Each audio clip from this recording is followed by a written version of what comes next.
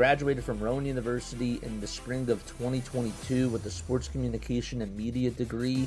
I got to actually call minor league baseball and G League basketball games while I was in school. And then I graduated, and as soon as I graduated, I went to NFL Films in Mount Laurel, New Jersey.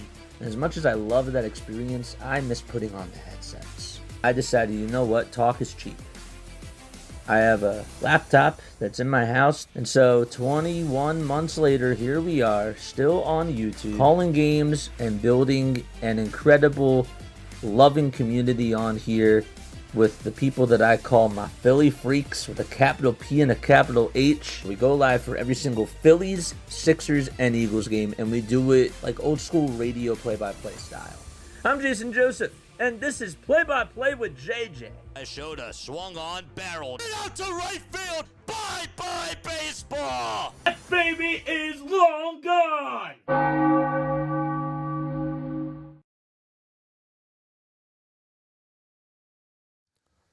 What is up, everybody? Hopefully you're all doing well and having yourselves a very, very fantastic day.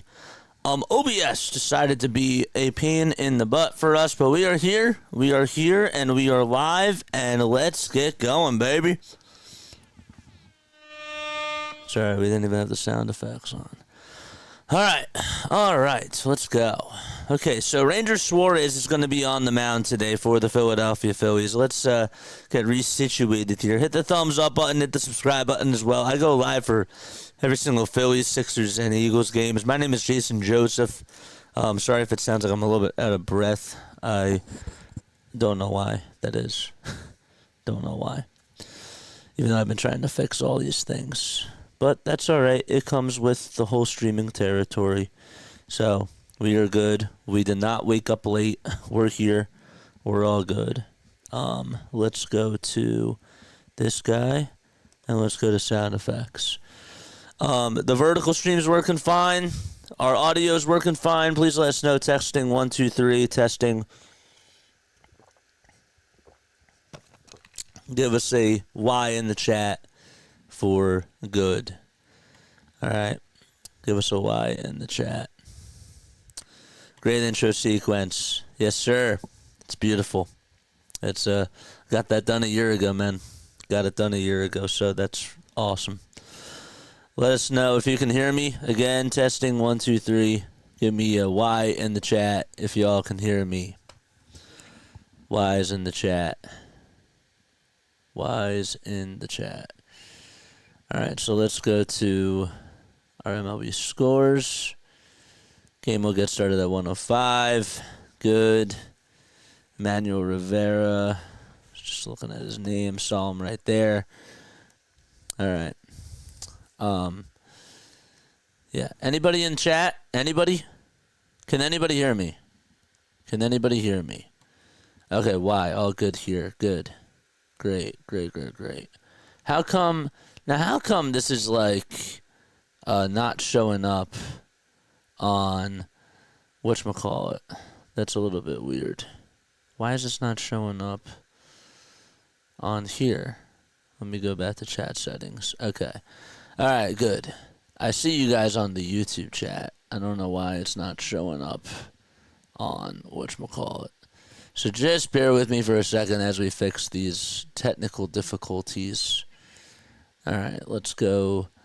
Let's fix this. Let's delete this forever. I understand. Eric says, I hear you. Are you tuning in on the vertical stream? Delete. Is that the vertical stream? For some reason, I guess that it's not connected to the other one. That's a little bit weird. So let's fix this. RTMP. Can we interact with this guy? No. Let's go back to docs. Alright, let's refresh this one more time. If this thing is on. Is this on? Okay. View stream. Good.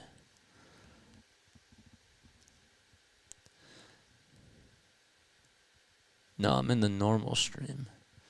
Huh. That's odd.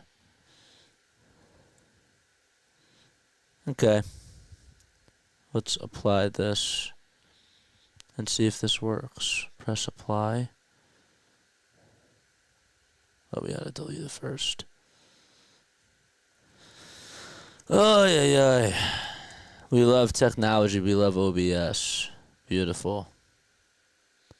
OBS is great, don't get me wrong, but it's also a little bit annoying when you're doing things like this. All right, let me type in the chat, see if this works. Yo. Oh, good. Let's go Phillies. All right, good. Good. Some of the chats, though, like, aren't coming up. That's odd. I don't know why it's not all coming up. It's weird. Whatever. All right. Let's get things rolling. All right, so let's go to our live stream. All right, hit the thumbs up button, hit the subscribe button as well, and be sure that you guys turn on your notification bell icons, and you'll know when we go live for Phillies baseball. Cedric Mullins will be batting in the leadoff spot today for the Baltimore Orioles. Okay, then it'll be Ryan Mountcastle, Heston Kierstad, Emmanuel Rivera, Dylan Carlson, Kobe Mayo, Vamayo Machin, and Luis Vasquez and Maverick Handley are all out there for the Baltimore Orioles in their starting rotation. All right? And on the mound for the Philadelphia Phillies, it'll be Ranger Suarez. He will be pitching today. So there's that. And we are almost ready to get underway. Phillies defensively have JT behind the plate. They got Kemp over at third, Trey at short, Sosa at second, Harper at first, and then it'll be Schwarber, Mercado, and Castellanos in the outfield. Interesting. And I guess Rojas must be DHing today. So Mullins will kick things off, and we are underway, and the first pitch is taken for a called strike. And we are ready to rock and roll. Okay. So let's write down this lineup again. Again, it's Mullins batting in the leadoff spot, and he pops up the second pitch of the at-bat. It's hit over towards the left side. So Turner's on the run, and he makes the sliding catch over the shoulder. Trey Turner with a nice play. When he's running the bases, it doesn't matter what he's doing out there. His smooth slides are just so awesome to watch. And Trey comes up with a clean slide again. Oh, my gosh. I mean, that's ridiculous how he was able to get underneath that. And so Mullins pops out to short. And Trey Turner makes a nice defensive play. The pitch from Ranger, and that's taken for a ball. Trey Turner, nice catch. 1-0 pitch, and there's a ground ball. It's a foul ball. All right, what's going on here? Hit that thumbs up button, guys. Hit that subscribe button as well, and be sure that you all turn on your notification bell icons too, and that way you'll know when we go live. Where is the word subscriber? There it is.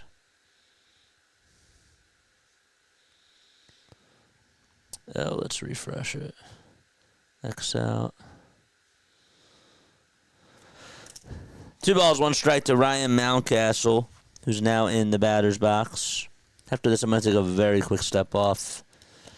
Happy that we got it up and running just as we went live. This is why we try to do it early, because of situations like this. So, what's up, PAS? How are you? It was not a smooth sailing start, but here we are.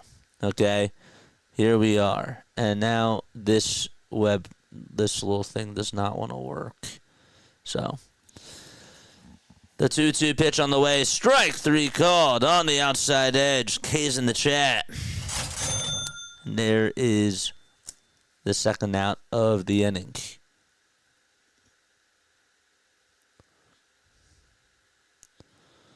This thing is not going to stay, is it? Nope, it's not going to stay. Okay. 2 outs here in the top of the first. And the pitch to Heston Kierstad is swung on and missed. Okay, so Kierstad's up. So then it's Rivera, who's next. That's Carlson. Mayo. The 0-1 is inside. Carlson, Mayo. During the regular season, this stuff hopefully does not happen. I mean, the technical difficulties are one thing, but I also didn't get a chance to write down the lineups. But during the regular season, this stuff will be done beforehand. 1-1 pitch, and there's a swing and a miss. You too, man. Have a great stream. You as well. And then Handley. Who's Handley? Handley is the catcher for this afternoon. It's Maverick Handley. 1-2 pitch. And there's a pitch that's in the dirt. This is our 4th day in a row where we're doing like 8 hours of just streaming.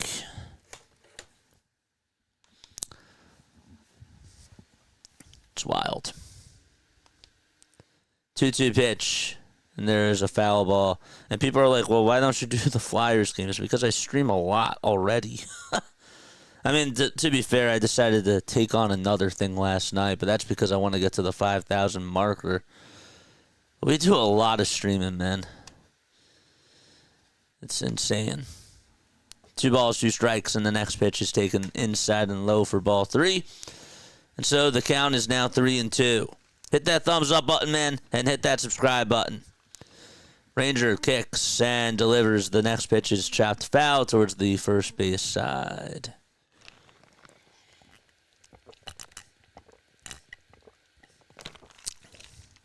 Already a 7-pitch at-bat so far. Ranger kicks and fires, and there's another foul ball. That was on pitch number 8. And the count still remains 3-2. So Suarez on the hill for the Phils. Flyers game would be lit. What's up, Noah? I don't know why not all your chats are showing up on this doc here, but that's fine. Whatever. OBS is just not going to cooperate. Oh, that's the vertical stream.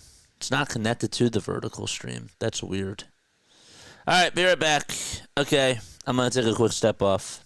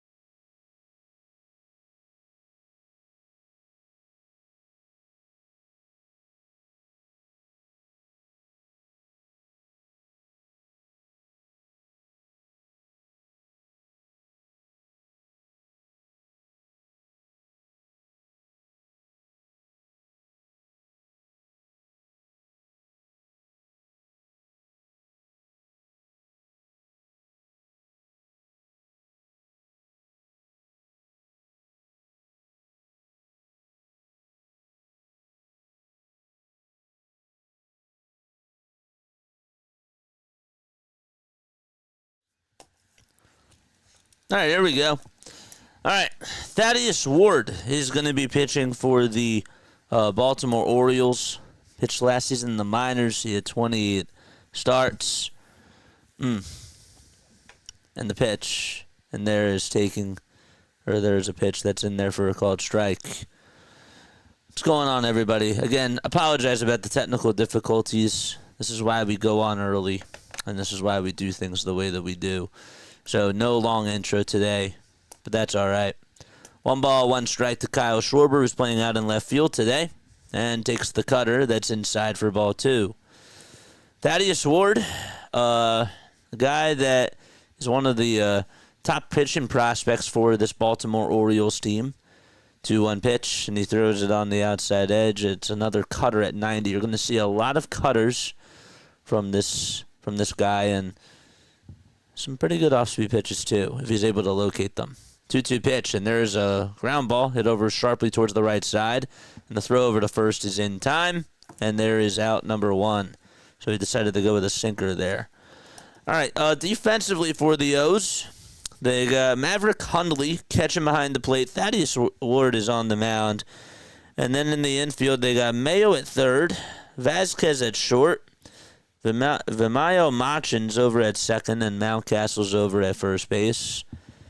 And Trey Turner's up to bat. He made a nice, smooth, sliding catch out in left field.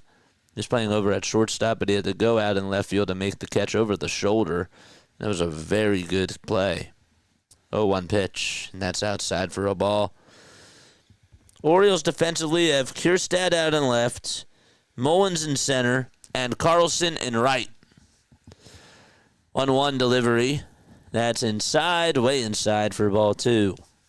So it's 2 balls, 1 strike to Trey Turner. Ward comes set just above the letters, and the 2-1 delivery, swing and a miss. Decided to go with a slider. It actually looks pretty good, but Trey did get fooled there. Or as I've been calling him, Chase Turner. 2-2 delivery. Trey does not decide to chase there, and that's way outside and low. Up next is Bryce Harper. So Schwarber is playing out in left field today. Kepler is the DH.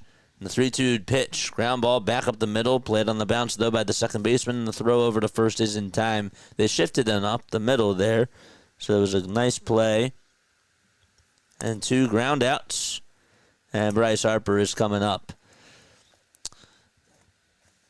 I don't know if this team has a hit when they go to their regular lineup. I don't even know if they have a hit in the first inning. I can't even remember when the last time they had a first hit was in the first inning. Harper will chop this one foul towards the first base side. Phillies are in their pinstripes. They're white and red pinstripes. And they have their red Phillies helmets on with the white P logo attached to the top. The pitch to Harper, and he looks at the sinker at 93 at the knees. The sinker has pretty good velocity when you're watching Ward pitch. I don't know, the amount of, the way he's able to locate it, it's pretty good. 0-2. And there is a foul ball. Yeah, Trey didn't really have a bad at-bat there. He put it in a good spot, too, up the middle, but they shifted them perfectly. So I can't really be mad about that at-bat. 0-2 to Harper, way inside for ball 1. Hit that thumbs up button, folks, and hit that subscribe button as well. We're just in the beginning stages of this, so it'll be better as the stream goes on. Harper will chase after a changeup that's way out of the zone, and the inning is over. So 1-2-3 go the Phillies, and their first inning woes continue in spring training. And, well, we go to the top of the second, no score.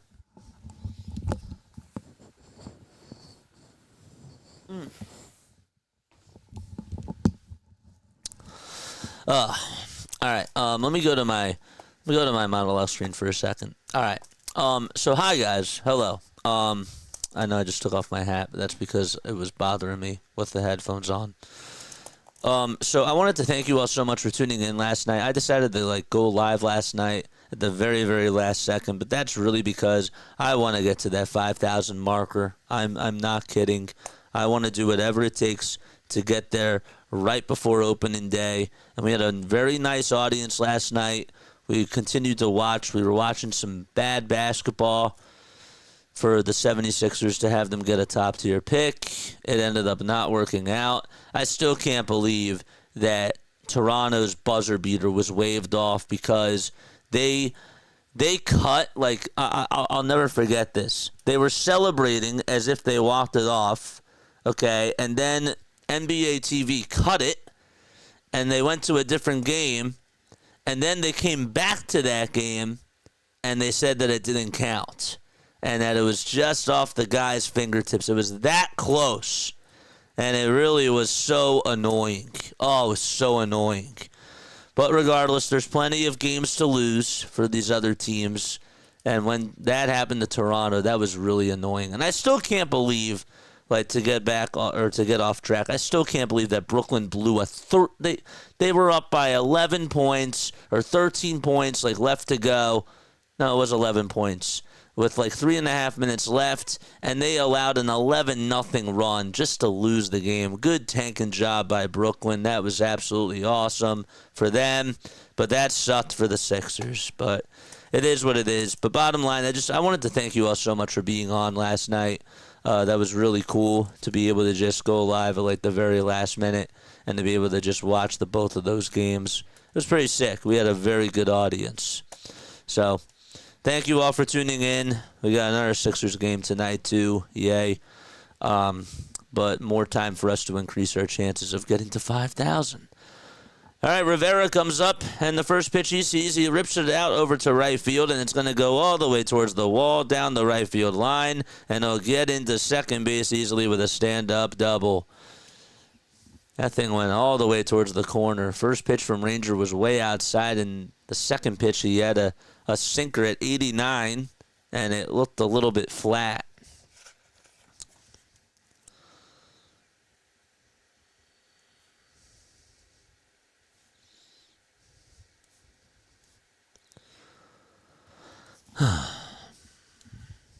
Now it's Dylan Carlson coming up. Carlson hitting on the right side. The pitch. And there's a four-seamer that's a little bit upstairs for a ball. Rivera's one of our best hitters so far. Well, he's also a Phillies destroyer. Phillies fans can tell you all about Emmanuel Rivera and what he did in the NLCS to us. 1-0 pitch, and that thing is skied out to left field. Thank goodness it'll just stay in the yard. Schwarber gets down on it. He'll make the catch at the track. Rivera tags up from second, goes over to third. The throw by Trey is not in time. So Schwarber made the throw out and left, and then Turner cut it off. But Turner not able to get Rivera out.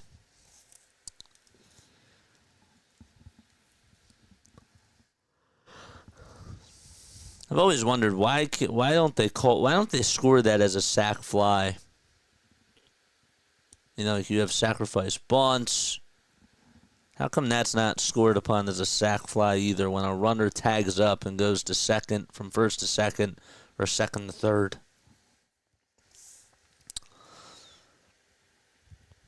I've been having a lot of questions about the rules and about different types of things that should be implemented.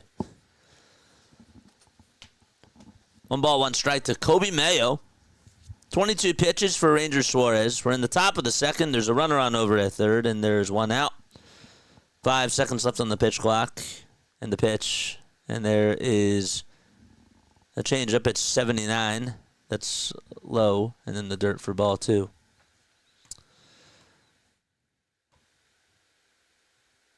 Devils just scored a goal against the Philadelphia Flyers. Great. They're off to a good start. 2-1. And there's a line drive into left field. It is a foul ball, and it goes underneath the ball girl's glove. And the count is now 2-2. How's everybody doing today, man? Comment down below. I want to talk to you. I want to hear how everybody's day went, how everybody's night went last night. Again, for those of you that really did tune in, I seriously appreciate all the support, man. I've been streaming every day for the last 12 days now, and it's been fun, but it's been a lot. I want to get there 2-2, and there's a fly ball hit out over towards right field. This will be deep enough to score Rivera. Casti will make the catch. The throw is drawn from Casti, and so Rivera will score easily, and it's 1-0 Baltimore on a sacrifice fly by Kobe Mayo.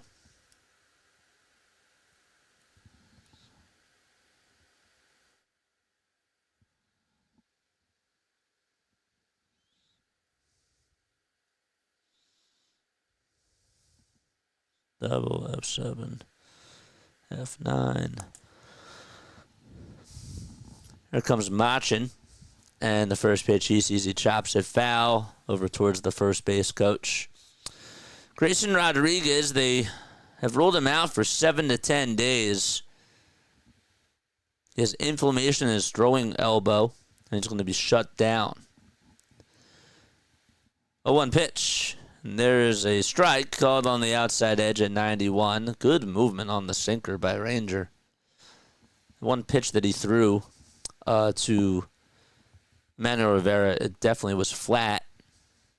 I wonder why he was able to get a hold of it. But other than that, so far so good. 0-2, and that pitch is down for a ball.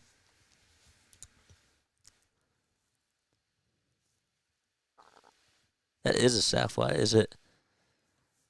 1-2. There's a fly ball hit out over towards center field. And on the run to make the catch is Mercado. And the side is retired. All right. So the inning is over. Emmanuel Rivera gets a double. But an RBI sac fly by Kobe Mayo puts Baltimore up 1-0. Okay.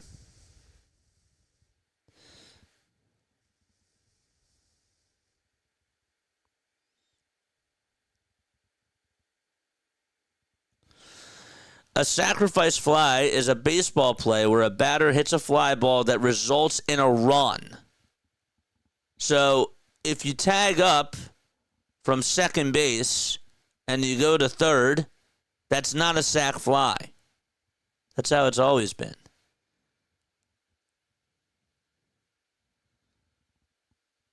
Score a sacrifice fly when before there are 2 outs. The batter hits a ball in flight handled by an outfielder or an infielder running in the outfield in fair or foul territory that is caught and a run scores after the catch, or is dropped and a runner scores if in the scorer's judgment the runner could have scored after the catch had been or had the fly ball been caught. So no, it's not a sacrifice fly if the runner goes over to third or tags up. I never understood why that was. Never understood that. So that is, by definition, what a sacrifice fly is.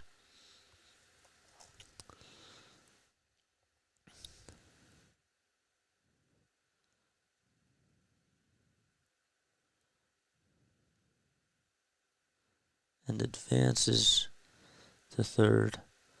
Why isn't that a sac fly?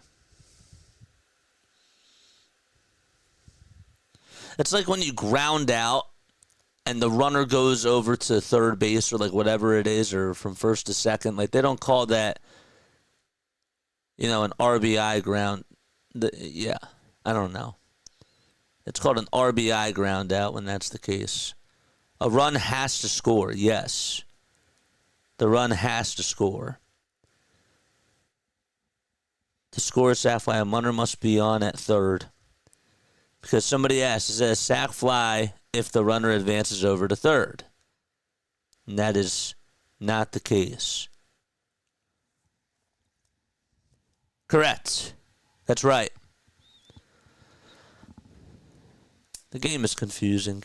No matter how long you watch it, you always learn something new. 2 balls, 1 strike. The pitch, and that's inside for ball 3. Yeah, it was bothering me, man.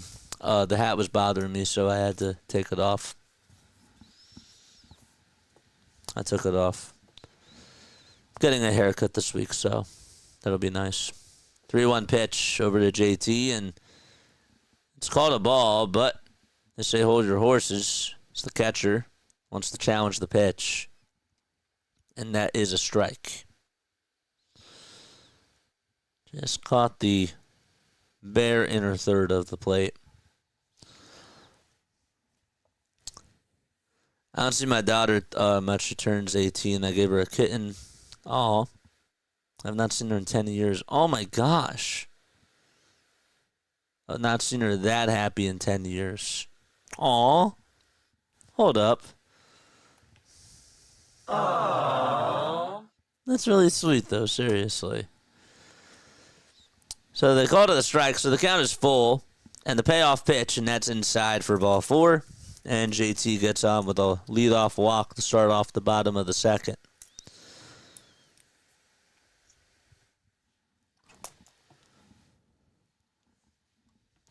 I'm going to do the research here, so bear with me because I'm really curious about when the last time the Phillies actually had a hit in the first inning was, or just a run in the first inning in spring training. The pitch over to Kepler, and that's taken for a ball. So it's 1 ball and no strikes.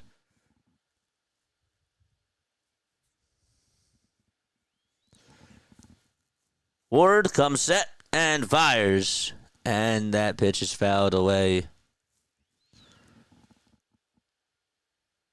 I don't think they've scored a run at all during the first inning this year in spring training.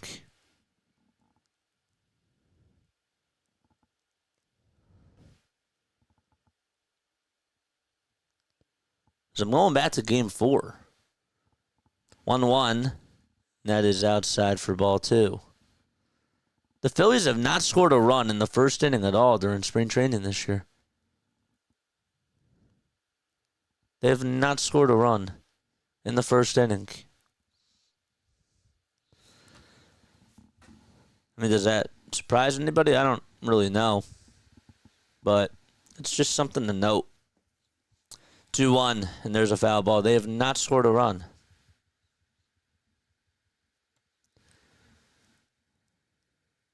It's wild.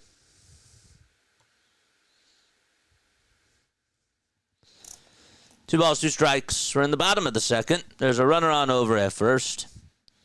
Ward comes set and fires the pitch. Ground ball, diving stop by the first baseman. The throw over the second. There's 1, and that's all that they're going to get. So there's 1 out. It is a 3-6 fielder's choice. And Nick Castellanos is coming up to bat. Phillies are 5-8. They're tied with the New York Mets in the loss column. Orioles are 5-7 during spring training. The Braves have the highest win percentage in the Grapefruit League standings at .636. They're 7-4. Pittsburgh is 9-6. And Toronto is 8-6 along with Houston and Washington.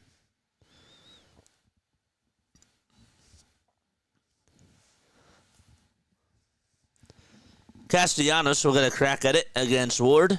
And the first pitch to Casty. He takes a cutter, and it's off the plate.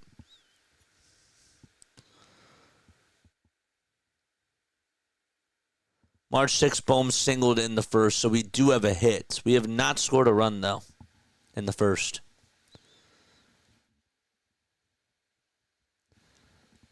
1-0 pitch to Casty, and he skies this one over towards shallow right field, over towards the line. That's looking foul, thank goodness, and it hits the netting.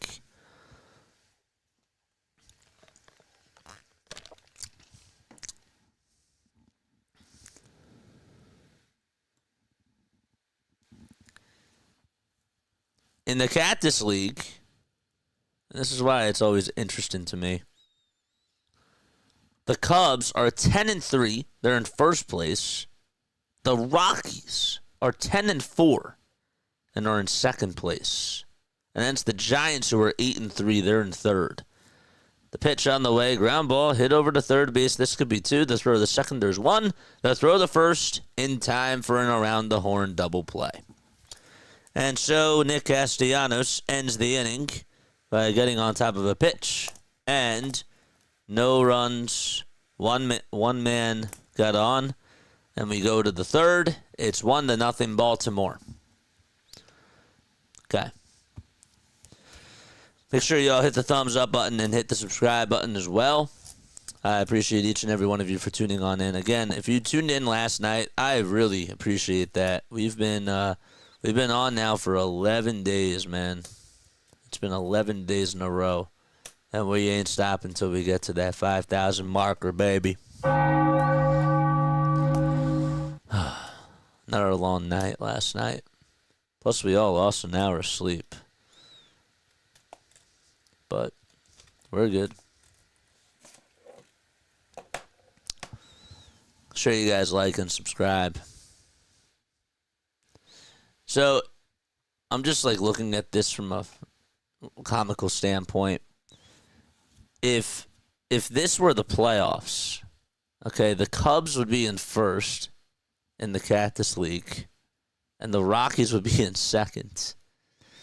Then it would be the Giants in third, the A's in fourth, the Royals fifth, and the Dodgers would be the sixth seed. So the Dodgers would play the Giants in round one, and then the A's would play the Royals in round one. And the winner of both of those series has to play the Cubs and the Rockies in the first round. I'm just saying if they did like the traditional postseason format, it's just funny when you think about it from that sort of perspective, you know? I just think that's kind of funny. Grind don't stop. Nope, it don't. Top of the third, 1-0 Baltimore. Suarez kicks and delivers. He threw 29 pitches in the first two innings combined. And the pitch, Nets taken for a ball.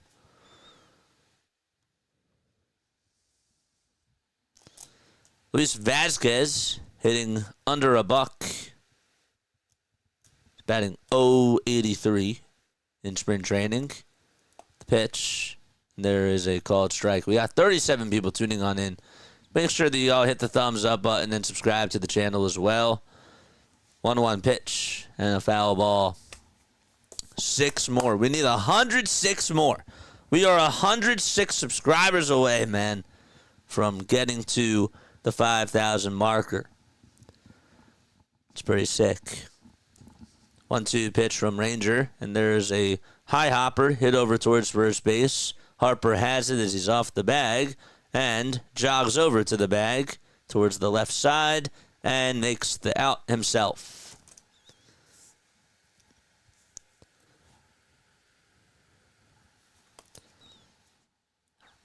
I've said this before, and I'll continue to say it too.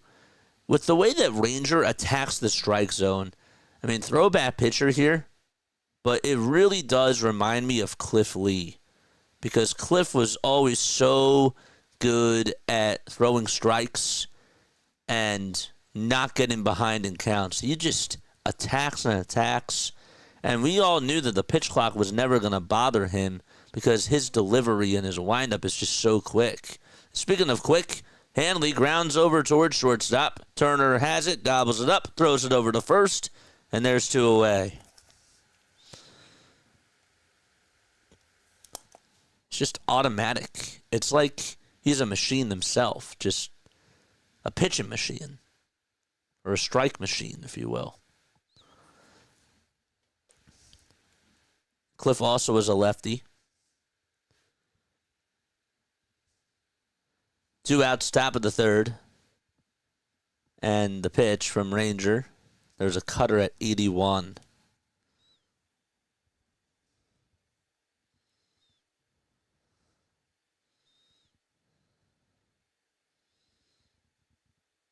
Cliff Lee is 46 years old.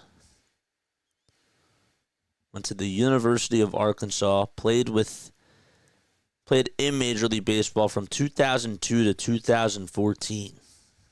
The pitch. There's a foul ball. 4-time All-Star. Cy Young Award winner in the American League back in 2008, and also won Comeback Player of the Year that year, too.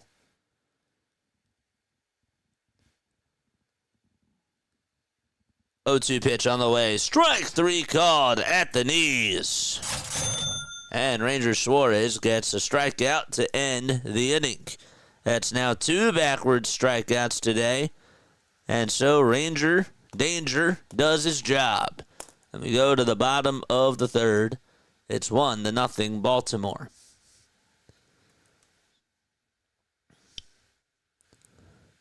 Lee was super efficient. He was. Cliff Lee was. I don't think that he ever got the recognition that he deserved from the rest of Major League Baseball. I knew that when he was on the Cleveland Indians and they had that team, CC Sabathia got a lot of love. I mean, Cliff Lee did get love, but I always felt like it was never equivalent to the amount of love that CC got. And Cliff was still just an incredible player, you know? And then when he came over here, you know, he comes over and he's the new guy over here, and we're all celebrating him. And then Roy Halladay comes. Well, Roy Halladay, I'm not looking this up. Roy Halladay got traded for Cliff Lee, right? First. Did he get traded for Cliff Lee first? And then he came back? Is that what ended up happening? Because now I forget off the top of my head. And I could look this up, but it's more fun engaging with y'all. What's up, Snow? How are you? Denver says no. So who did Lee get traded for? Because Cliff left the team. And then he came back. I thought, right? What's up, Asia? How are you? Roy got traded here, and then we traded Lee to Seattle. No, that's what I'm saying. So Cliff Lee was a part. Oh no, that was just after the fact. So then, who do we give up for Cliff Lee? 1 ball, 1 strike to Edmundo Sosa. Who did we trade for Cliff Lee? The Lee deal to Seattle was horrible for us. Yeah, who did we get? Was that the Felipe Almont trade? 1-1, swing and a miss. Thaddeus Ward still on the hill for Baltimore. And the 1-2 delivery, and there's a foul ball. Hit over towards the first base side and out of play. Was that for Felipe Almont? Denver says yes. I have a great memory, don't I? 1-2 to Sosa, and he hits a fly ball hit out to left field. It's going back to the track, and it leaves the yard. And the Phillies tie the game. Edmundo Sosa ends up going over the fence, and we are knotted up at 1 apiece.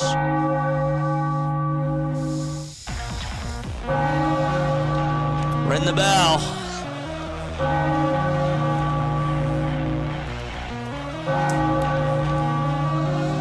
Good swing.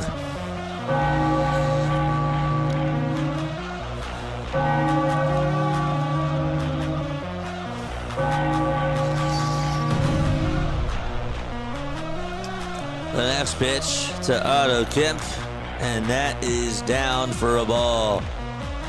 The funny part is that Edmundo Sosa's swing, it looked like he didn't even have a full swing. Like he just flinged at it and just, tried to flick it with his bat, one hand, and he still was able to send it out of here. 1 ball, 1 strike. Nobody out, bottom of the third. That's our shortstop this year, I hope.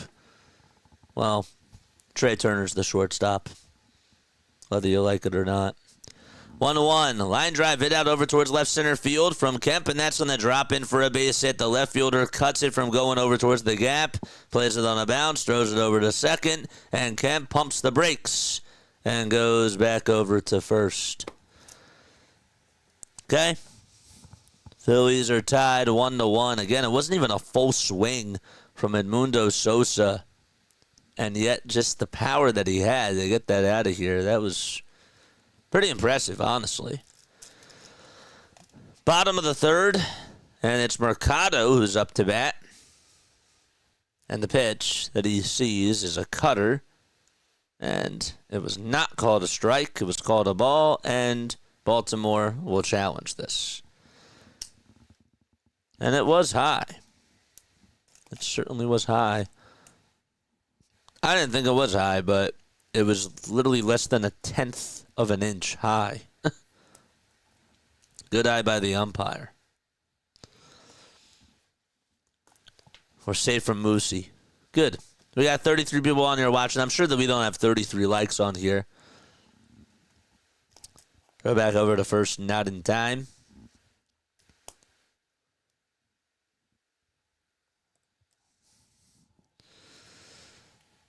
Let's try to get chat going right now, all right? Come on.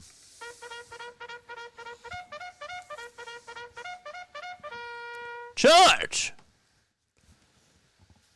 1 ball, no strikes to Mercado. And the pitch. And he takes the cutter. It's off the plate. 20 likes. Keep them coming, man.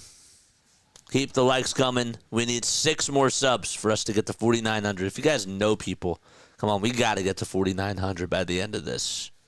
We got to get to 4,900. 2-0 pitch, and that misses inside for ball 3. Edmundo Sosa tied the game on a solo shot, and the Phillies were then able to get a single from Otto Kemp. Joe Ross is loosening up in the bullpen, so Rangers' day is done. 3-0 pitch, and that is inside and not by much for ball 4. And there's 2 runners on for the Phils. All right, so a little bit of a traffic jam over at first and second base. Rally time.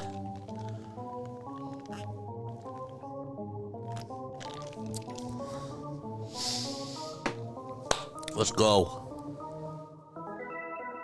George! And now it's Kyle Schwarber coming up to bat. Phillies again in their pinstripes. Have the IBX patch over on the left side of the arm. First pitch to Schwarber, and he takes it down and in for a ball. That was a nice at-bat, too, by Mercado to be able to just take pitches that Ward was giving them. And so now it's the second time in the order, and let's see what adjustments that this team can make. The 1-0 pitch to Schwarber, and he pops it up. He got under the fastball, was right down the middle, and it's going to be popped out over towards center, and the catch is made. Cedric didn't really have to move too much, and there's out number 1. He got underneath it.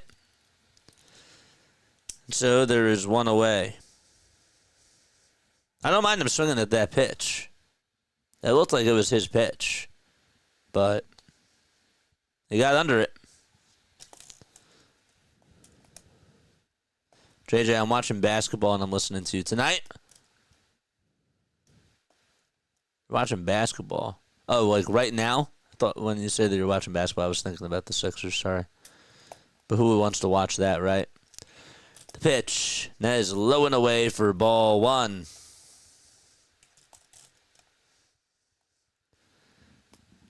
Yaki Rivera getting loosened up in the O's bullpen. Orioles have their orange uniforms on with their gray pants. And the pitch. That's low and away for ball 2. No need to, I'd say red lights all the way. Kemp's at second. Mercado's at first. 1 out in the bottom of the 3rd. 2 balls, no strikes. The pitch to Trey, way off the plate. Good eye. Now for sure it's red lights all the way.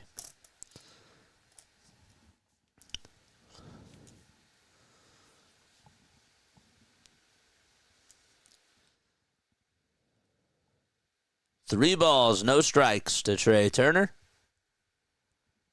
Ward comes set just below the letters and delivers, and that's down low for ball 4. Good at bat by Trey. And that's going to load the bases. And Bryce Harper's coming up, folks.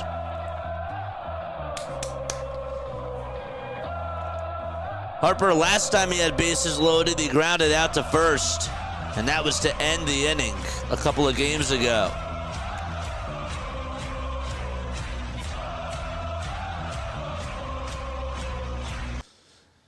He was fourth in the National League in highest slugging percentage.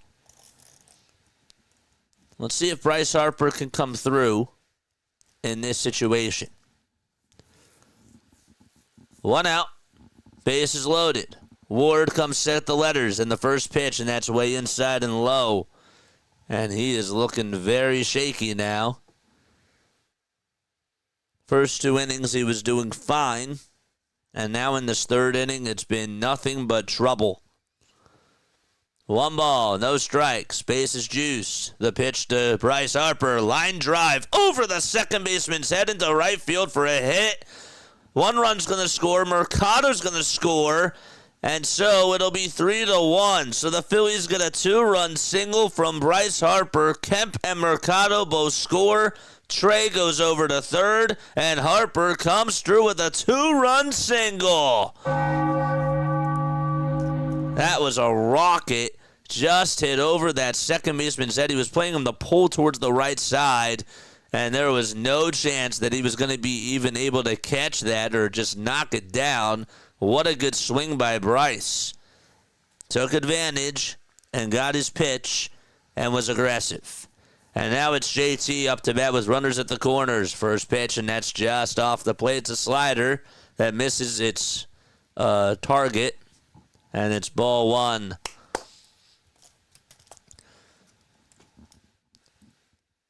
That first to second base gap is now open. They're playing him the pole, it looks like. The throwback over to first, not in time. That's the one thing I don't like about not getting multiple angles, is that you can't see how the defense is shifted. But when they show it to you just for a little bit, you call it. 1-0 pitch to JT. Inside, it's a curveball. That curveball just seems to be missing its locations now from Ward. Going a little bit more analytical. 2 balls, no strikes. 5 seconds left on the pitch timer. And the pitch to JT is swinging a miss. Got a cutter on the outside corner. And he shakes his head, saying, my bad. Just got to keep your head in there. JT walked in this first plate appearance and was the first base runner that the Phillies had in the game. 2-1 to JT. Ground ball. Hit over towards third. The throw over the second. There's 1. The throw to first in time for an around-the-horn double play. He got on top of a pitch, and the inning is over. But Bryce Harper gets a 2-run single. And right before that, Edmundo Sosa hit a solo home run. And it's a 3-1 game down in Clearwater.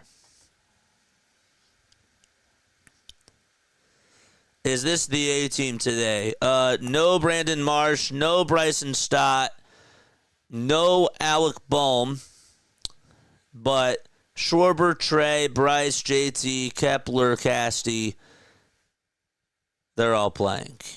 So when you say A-team, like when people say, like, is this the A-team, I usually I don't like to usually say it like that unless, like, the full lineup is playing. So, like, it is mostly the A-team, but, you know, for the most part, yeah.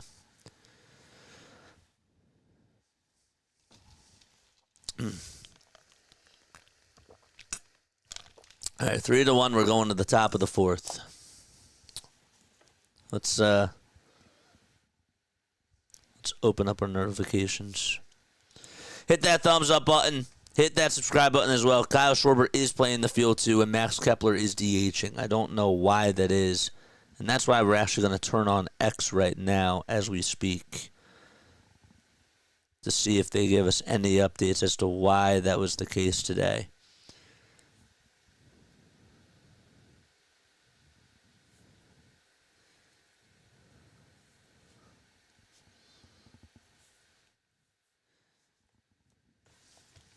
34 people tuning on in. Please tell your friends, please tell your family members and your loved ones about this channel. Whew. Time is at 1:55. Looks like it's another gorgeous day out at Big Care Ballpark. So let's see if there's any news. So Joe Ross is going to pitch as we go into the top of the fourth.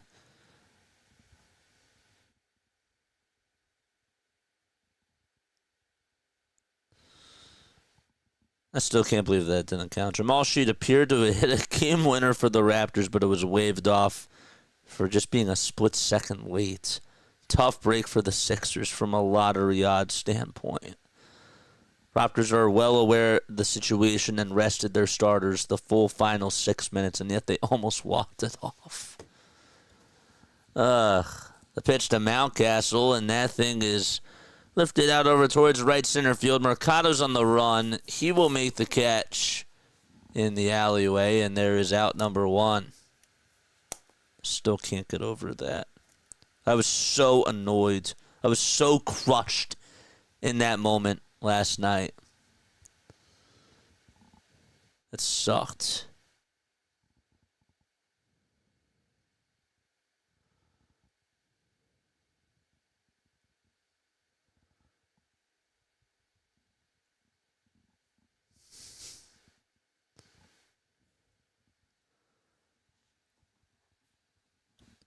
Heston Kierstad is up.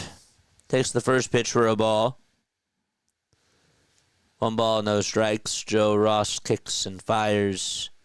And that thing is outside 2.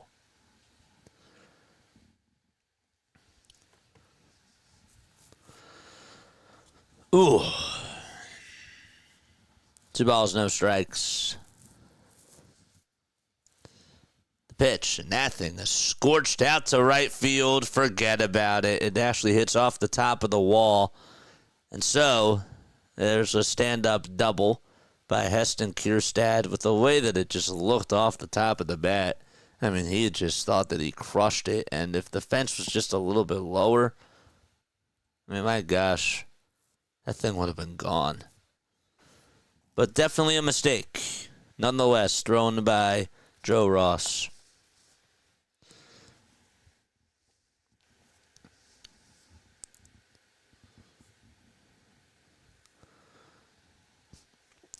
Flyer score updates, anybody?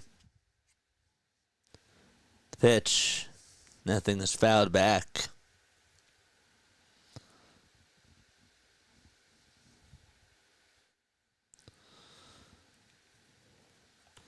Are we going to the playoffs this year, guys? Are the Flyers going to the playoffs? Do you still have faith? 0-1. That's taken for a strike. It's still 1-0. Okay. Still 1-0. I got the A team confused with different strokes. I imagine Gary Coleman dressed like Mr. T. What you talking about, fool? What you talking about, fool? 0-2 pitch. There's a fly ball hit out over towards center field. Mercado's there to make the catch. And there's out number 2. No chance for the Flyers. Myles Garrett is with Cleveland, $40 million a year. Yep. Tank for a lottery, and we have 3 first mid-round picks coming up. 3 first MD picks coming this coming draft. So we're not going to get any postseason sports from the winter sports. It's too bad. 2 outs, top of the fourth. Carlson gets a curveball at 82 miles per hour. So Ranger looks good today. Certainly had some good movement on his pitches. 0-1 delivery, and the changeup is fouled away.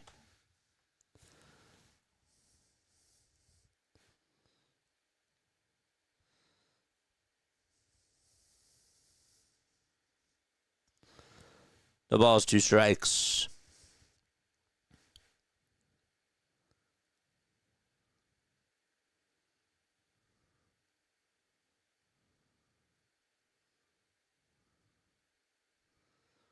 0-2 delivery on the way. Swing and a miss. Joe Ross goes up the escalator and inside as well. And he gets Carlson to fish after that pitch. And the inning is over. And so we go to the bottom of the fourth. It is 3-1 Philadelphia. So Kierstad just missed a homer. Got a double. But no harm, no done.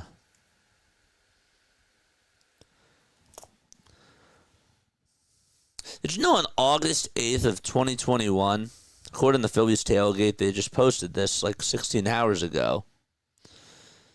On the same day, the Phillies retired Roy Halladay's number. Zach Wheeler throws a shutout, becoming the first Phillies player to get 22 straight batters out since Roy Halladay's perfect game. Is that serendipity? What is that?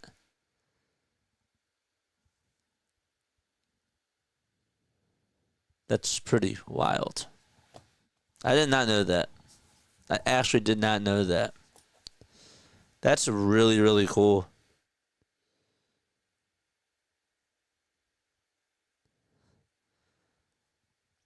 Charlie O'Connor just said that Michkov is back out there on the ice.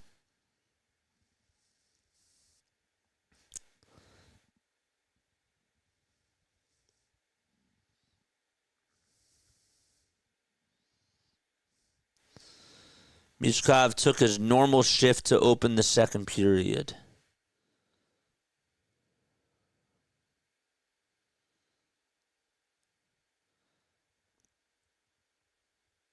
Michkov's benching has not extended to the second period. He's on with Couturier and Tippett. What's the whole thing with benching him? I never understood.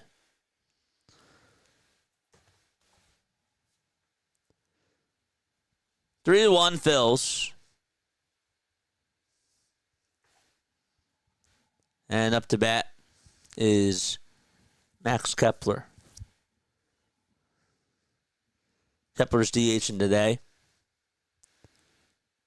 And the pitch that he takes is a cutter. It's a 91. It's at the knees.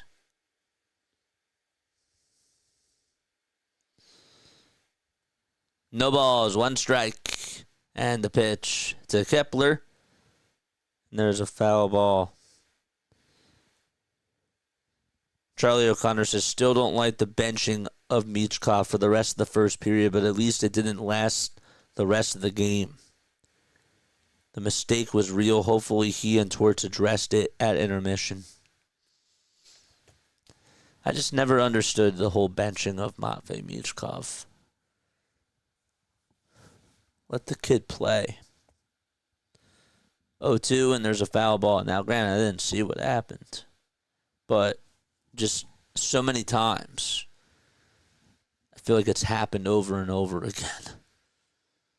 Because Torch just loves to have that type of authority over his players.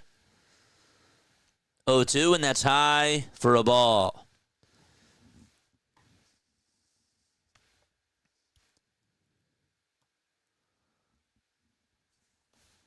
One ball, two strikes, and the pitch to Kepler is outside. We have a new pitcher, by the way, for Baltimore. His last name is Stroud.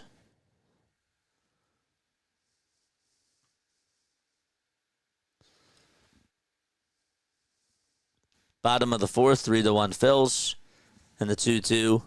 And that misses a low and away for ball 3. Mets have a 6-0 lead over the Washington Nationals. Time called by Max. Max has been seeing the ball pretty well during spring training. I really can't complain. He had a nice day yesterday. Put up some good at-bats. He's seeing the ball well. 3-2 pitch on the way. Ground ball hit over towards the first base side. It's gobbled up by the first baseman, Mountcastle. And he'll tag the bag for out number 1. That was a 7-pitch at bat This is Cade Stroud, who pitched in 2024 in the minors, lasted 46 games, had a 5.44 ERA in 51 and a third of an inning. And Castellanos is coming up to bat. First pitch to Casty, and he fouls it away. Got a sweeper that was towards the inner third of the plate. He's behind in the count already, 0-1. The Yanks lead it 4-1 out against St. Louis. Tampa Bay has a 3-2 lead against the Jays. Detroit is up by 3. So they're at home against Pittsburgh. Score is 5-2 there. 0-1 pitch. And that is taken for strike 2. Chat's going off now. Love it. 0-2 to Casty. And there's a foul ball. Devils just got another goal. Beautiful.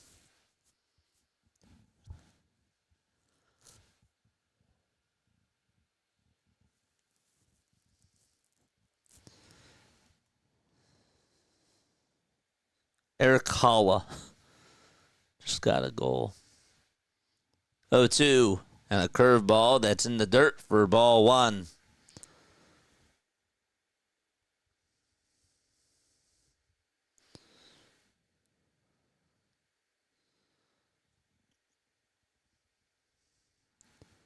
One ball, 2 strikes. They'll wind up in the pitch to Casty, and he gets on top of it and fouls it away.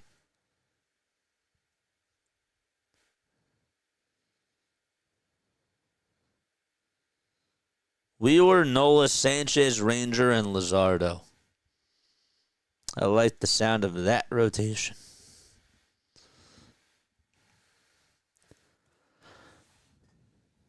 Castellanos at the dish and the 1-2. He takes it outside. It was a sinker at 96.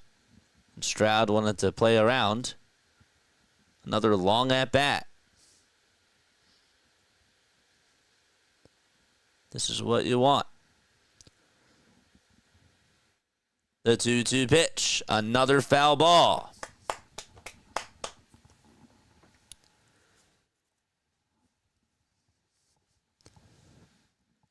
Longer at-bats over these last 2 days from the starters. Note that.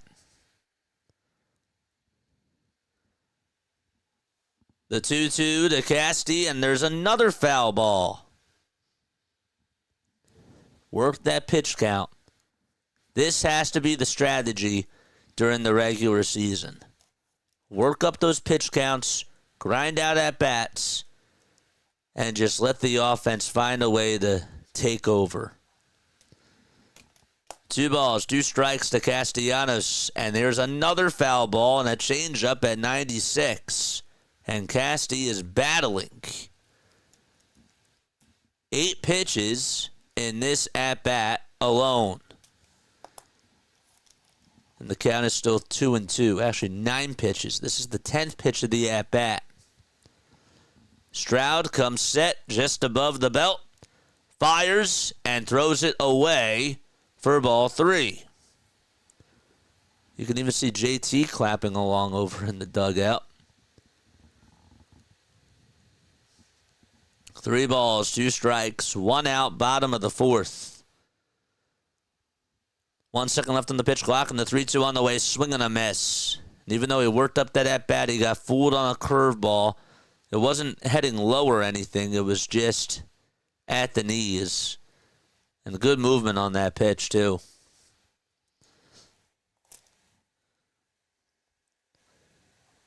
But I'll still note that it's a good at-bat. That's what spring training's for. Now it's Sosa who comes up, and he takes the first pitch at 91. It's a cutter. So an 11-pitch at bat to Castellanos, and he strikes out. 0-1 to Sosa. Fly ball hit out over to right field. It's going back towards the track, and it's off the bottom of the wall. And Sosa, have yourself a day as he goes the opposite way and gets on with a 2-out double. Okay. Phillies are batting around, it seems like. They're putting up excellent at-bats. And Edmundo Sosa put the ball in a very good spot and hit it very sharply. And he's in scoring position. 3-1 Philadelphia, bottom of the fourth. 2 gone. Otto Kemp is in the box. Yeah, and Larry, did you hear that Cassidy put up an 11-pitch at-bat? Did that shock you? Shocked me a little bit. The pitch, and there's a called strike over on the outside corner. Kemp singled in the third, and he scored a run as well. 0-1, swing and a miss. They're taking pitches off the plate for once. Isn't that wild? Isn't it funny how over these last 2 games, they're playing better with their offense because of that? Not a coincidence. No balls, 2 strikes, 2 outs. There's a first for everything. 0-2 to Otto Kemp, who's had a pretty good spring training too. And he takes it outside. Let's go, Otto. Don't get blotto. Mike Green said he didn't do it yesterday. I'm just saying that he did it today. I'm saying that the team did it yesterday. I didn't say he did it. He was my. If you listen to the postgame show, I quoted him as the only bad thing that was out there. He was the only person that actually had a bad day. 1-2, and there's a foul ball, but the rest of the team did take pitches.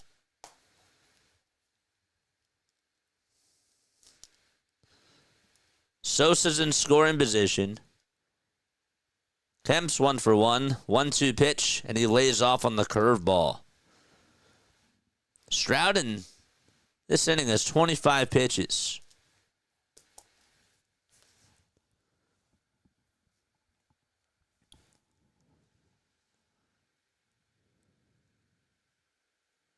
I've got to change that thing.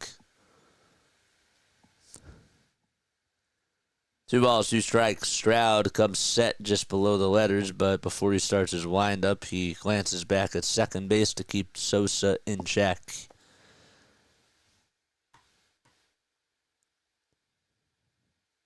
Hi, JJ. Hope you have a great stream. Let's go, Phil, says EM. Thanks so much for stopping by. I appreciate it. The 2-2 pitch. That's fouled away.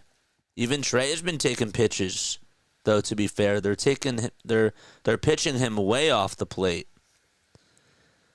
Yeah, Trey, in the first at bat, did good, and in the second at bat, he was getting junk because the pitcher at the time, I forget who it was getting into some trouble and was giving him nothing good to hit. 2-2 pitch on the way, swing and a miss. I got to tell you that curveball, that was the 2-1 pitch, excuse me. That curveball, though, had a lot of life on it. 7 pitches in this at-bat, 3 foul balls from Otto Kemp.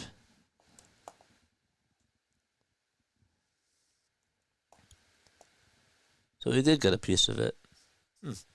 Didn't see it. The pitch on the way, and he just lays off the slider. Was a hair outside. He sort of provided a quarter of a swing. It's spring training, so I'll be kind of nice, says Mike. I'll be kind of nice. Riley Cooper's in the bullpen. 3-2 pitch. Missed where it was. It looked like it was down and in. They cut back a little bit late. And another walk for the Phils. So Otto Kemp will walk, and Mercado is coming up. And it looks like Chirinos is going to go out there. And that's going to be it. Wait, where's Brandon Hyde? Did they have an inter-squad game today? That's probably why.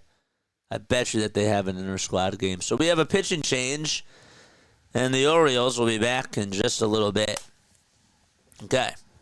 Orioles and Phillies. Okay.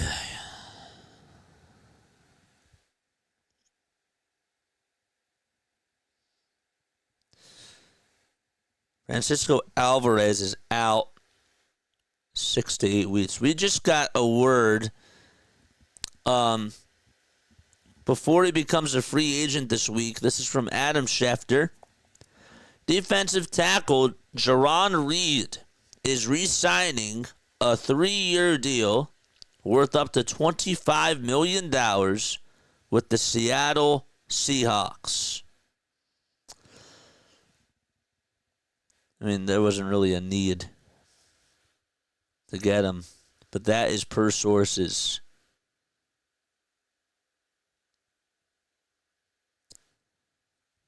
Last year he had 4.5 sacks. He had 7. His tackling grade was 72.8. His Pro Football Focus grade was 70.6. And his pass rush grade was 73.7, according to Pro Football Focus 2.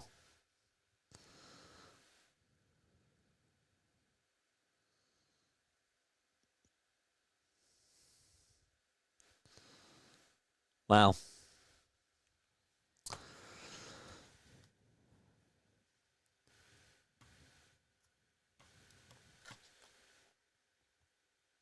We got a $2 dono from William. Thanks so much, man. Shout out to William. That's like his, I think that's his 3rd super chat. Appreciate it, my guy. I really do.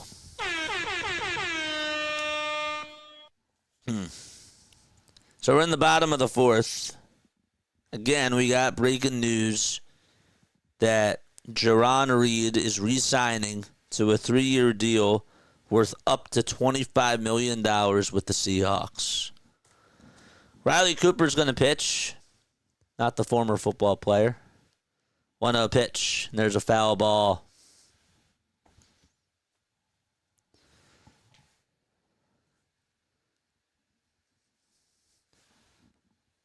Mercado walked in his first plate appearance. And the 1-1, there's a fly ball hit out over towards right field. It's going back over towards the track. But the catch is made out in right field for out number 3. And so the Phillies, they still lead a 3-1. No runs, 2 men left. And we played 4 and go to the 5th. And William, again, I appreciate you, dude. I do. Thank you so, so much. If you guys want to donate to the channel, you're more than welcome to do so. If you guys want to become members, okay? Spring opening day is almost here. I better see a lot of members. I better see my members show up on opening day with the emotes. I'm not kidding. I better see you all show up with the emotes on opening day because I'm expecting big things this year for this channel and for this team. I'll be honest, whether you like it or not, they're still quote-unquote contenders. And the expectation, don't know if they can get there, but the expectation is World Series. Okay, and obviously, we want them to go to the World Series. We want the channel to win, but we really want this team to win too, right? So I'm really hoping that on opening day, we can just really light up the chat with Bryce Harper emotes and all that good stuff. Fanatic emotes. Play new sounds. We got new sound effects that we're working on behind the scenes. So, yeah. And by the way, I want you guys to understand something too, okay? If it looks like some days, you know, if it looks like I'm not bringing the energy or like whatever, I want you guys to keep in mind, like, that I'm doing so much stuff behind the scenes. Like, you guys have no idea. I'm working on so many different types of things. And so I'm doing it because I care. and because I want us to have a really, really good year. So, I want you to bear that in mind, because it's not like you just see me like when I'm on camera, but there's so much work. Like, you have no idea the amount of hours of work that just goes into making the thumbnails, right? Updating all the software, cleaning the equipment, and just taking care of everything, encoding. Like, there's so much that goes into this. And so I want you to sort of keep that in mind, that we're doing a lot. We have a lot. 1-1, and there's a foul ball. I'm not like looking for like any sort of, what's the right word? I just want you to understand. 1 ball, 2 strikes. Kobe Mayo is up to bat, and Joe Ross is on the hill. And we have an automatic ball called, or is that time called? Time's called. I always get confused with those signals. I probably should look that up. What the signal is for time and what the signal is for a pitch clock violation. 1-2 pitch. And there's a line drive hit out over towards left field, and that's going to go all the way over towards the wall. And so Kobe Mayo's going to slide into second base and get on with a leadoff double to start off the 5th inning.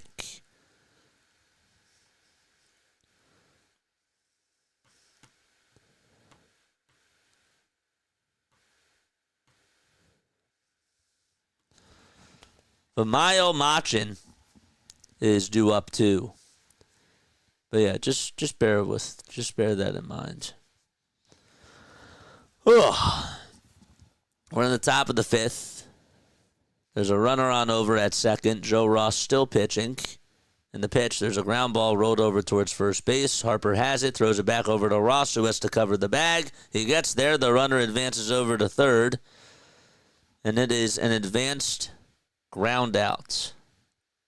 I'm sorry. I'll just call it. It's weird how these things, some things have a name, some of them don't.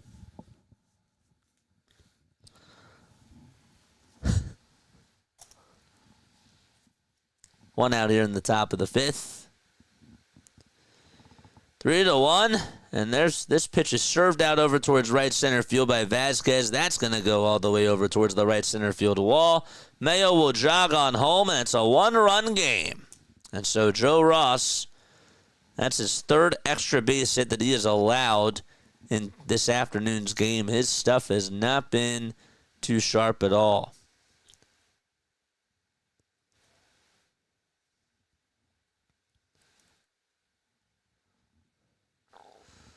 So it's now 3-2. We have 51 people tuning on in. Mod Squad, please let everybody know to hit the thumbs up button and subscribe to the channel. I still need y'all to do your job. Love it when we have an active chat, but still need y'all to do your job too. Wait, streamers don't just hit the go live button? This is PAS. Sometimes I wish some of the viewers knew what it's like to go live behind the scenes. 1 ball, no strikes in the pitch, and that is taken for a strike. That was funny, PAS. You got me there. That was funny. That was funny. You got me. Ugh. 1 ball, 1 strike. And the pitch, and that's taken low and away for ball 2. No, man, like, hey, at the end of the day, some people think that they can do this. And I'm sure that some of them can, but, there's only so many people that honestly understand it, because, you're sacrificing a lot. You're sacrificing your time. You're sacrificing other things that you could be doing, and you're taking a gamble on yourself. 2-1. There's a fly ball hit out over towards right field. Castellanos on the run. He'll make the catch. And there's out number 2. The runner from second has to go back. But yeah. Yes, you guys make it look so easy. That's good. to go back to your comment, sometimes, I mean, do I wish I knew, like, what you guys knew, like, what goes on behind the scenes? Yeah, but no. You know? There's some people that like to know the magic, and, like, that's really cool. And I'm always willing to open up about certain things, but not everybody cares about it, because ultimately, at the end of the day, they come on. Like, some people are just tuning in at work, and they just want to know how the game's going. And so, you know, it's like an umpire, right? Sometimes, like, people only care about the umpire's calls. Like, they don't look into, like, their personal lives or those types of things. There are people that like to do that, but I think that it's kind of cool how if the people that are interested in learning about these things, they can, you know, reach out. And I've always learned to be an open person when it comes to certain things. I can't be open about everything. I can't.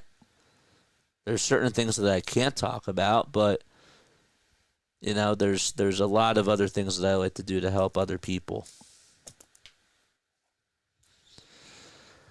Streaming is the easy part, says PAS. And he's not wrong. He's not wrong about that. That's how you know someone is good at their craft. Yeah. Be a sponge. Shout out to JJ's folks for the support. I'm going to shout myself out today.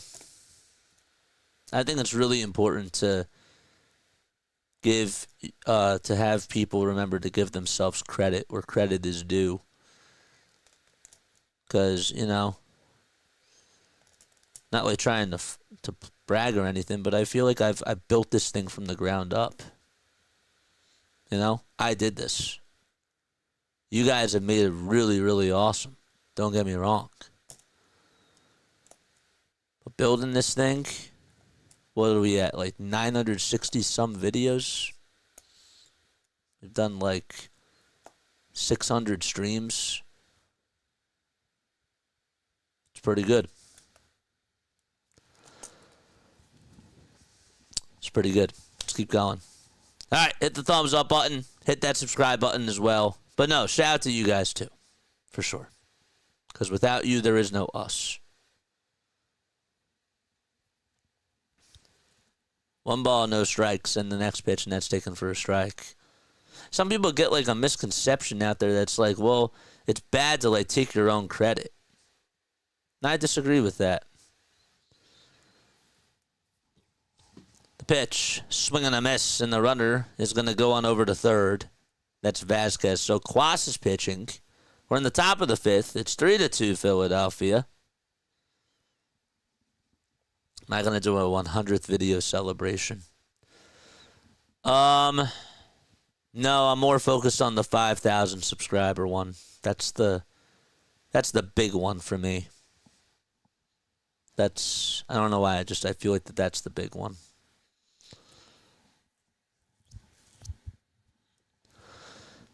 Two balls, two strikes, two outs, top of the fifth, 3-2 Philadelphia, and the 2-2 on the way. Swing and a miss. Quas comes in. He has one job to do, and he gets that job done. And the inning is over. All right, so it is 3-2 Phils. As we go to the bottom of the fifth. Skull Gaming 7879 says, "Can I see your team?" Yeah, if you want me to get if you want me to get banned on here, sure. I don't know if anybody else wants that. But that's how it goes. You know, if I show you the game, I get a copyright strike, and I'm not willing to risk that for myself. But there might be other streamers out there doing that. I just don't.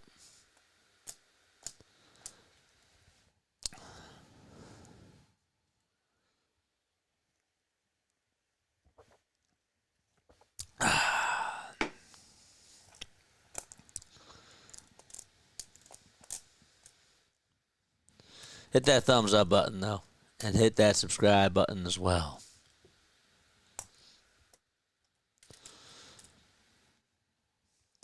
Eric said something before. I wanted to make sure I read that. What did Eric say? Anyone complaining about your energy, JJ, has never heard you call basketball. Sometimes you don't even breathe. Your calls for the Eagles when Saquon broke out, you got Riz. Yeah, man. Baseball's just a different beast. It's more so just conversation, right? Basketball, my gosh. Basketball and hockey are just, they're a different beast. Need to get to 5K before the 162, baby. Let's go. That's why we're streaming so much.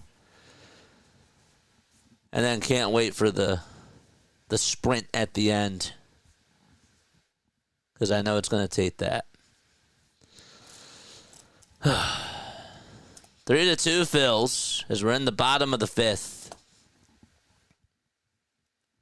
Dylan Coleman's going to pitch. And Kyle Schwarber's up to bat. And he goes around after pitch number 1. All right. All new subscribers here receive coupons for free wings at the Bada Bing. Where is the Bada Bing? I've always wanted to ask you. Is that like is it a Philly place? 0-1, and there's a called strike. Coleman's pitching. Phillies lead at 3-2. They got a solo homer from Edmundo Sosa, and then they got a 2-run single from Harper. And the 0-2 pitch to Schwarber, and he chases after a slider, and he's down on strikes. Good morning, good afternoon, and good night to Kyle Schwarber. Devils are still up 2-0. Yeah. Yeah, we know. I know. Here comes Trey, who takes a cutter that's down for a ball. Is it even real? It's from Sopranos. Yeah, I thought that was a real place too. Maybe not. Orioles do have their inner squad game today, so that's why there's no Brandon Hyde. 1-0 pitch. That's taken outside for ball 2. Jose Alvarado is getting warmed up in the pen. He pitched 2 days ago. 2 balls, no strikes. And the pitch to Trey. Gets a cutter that's at the knees. And is he going to challenge it? No. He's looking at the umpire. I haven't really seen the players complaining a lot to the umpires with this ABS system, which is kind of interesting too. And Turner takes a pitch that's way inside. Nearly hit him. And it's a 3-1 count. Say whatever you want about Trey, but we cannot afford to lose him. 3 balls, 1 strike. And the pitch, and that's outside for ball 4. Trey Turner with 2 walks today. You heard that correctly. 2 walks from Trey Turner. Whew.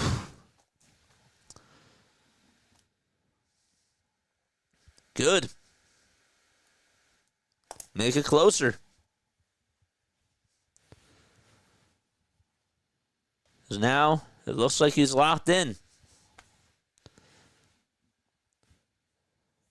So a 1-out walk here in the bottom of the 5th, and now it's Bryce Harper coming up to bat. Harper grounds this one over towards the middle. The shortstop will take it to second for 1, and the throw over to first is in time. Harper wasn't really hustling out of the box, but the inning is over. It looked like he didn't really hustle because he was out by a lot. But a 6-3 double play ends the inning, and we go to the 6th. 6-3 double play. All right. It's time for me to stretch. Ugh.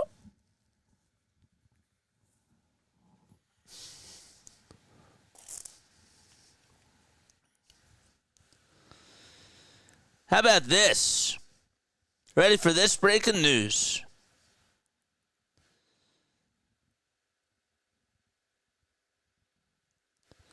The Kansas City Chiefs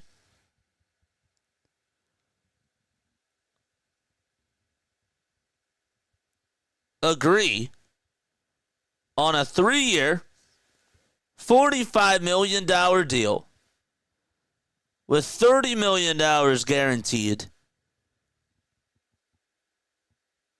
to get Nick Bolton back.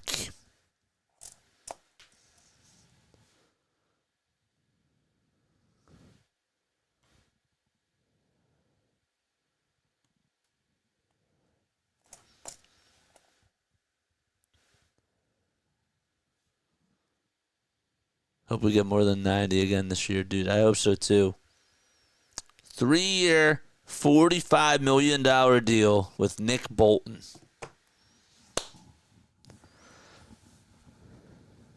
Big deal for them. That's big to keep that guy. He's worth that money. 3-year, $45 million for Nick Bolton. Alvarado is going to be pitching now for the Phils. It's 3-2 Philadelphia, top of the 6th inning. What's up, Elaine? How are you?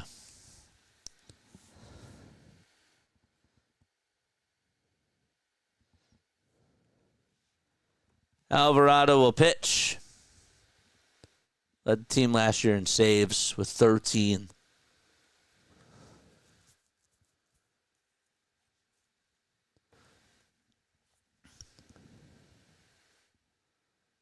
What do we think about that Nick Bolton deal?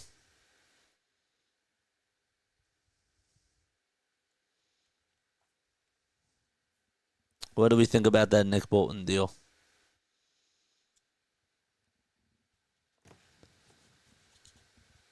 Probably saw what Zach Bond was getting paid. How we got Zach Bond, now we need Mackay. The pitch, so it's now no balls, 1 strike. Alvarado pitching. And the 0-1 is taken inside for ball 1. And they're going to challenge this.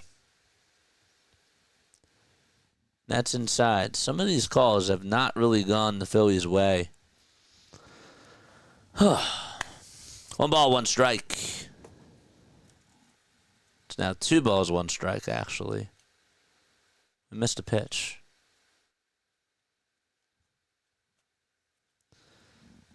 Alvarado gets set just below the letters and delivers and throws 100 again on the sinker. 4 straight games in a row for him where he has reached triple digits on that sinker. Wasn't really doing that last year. I think that was part of the reason why. Plus, the cutter was not executed as well as it has been during spring training this year. 2-2. Throws the cutter that's in the dirt. And the count is now full. Hit that thumbs up button and subscribe to the channel as well.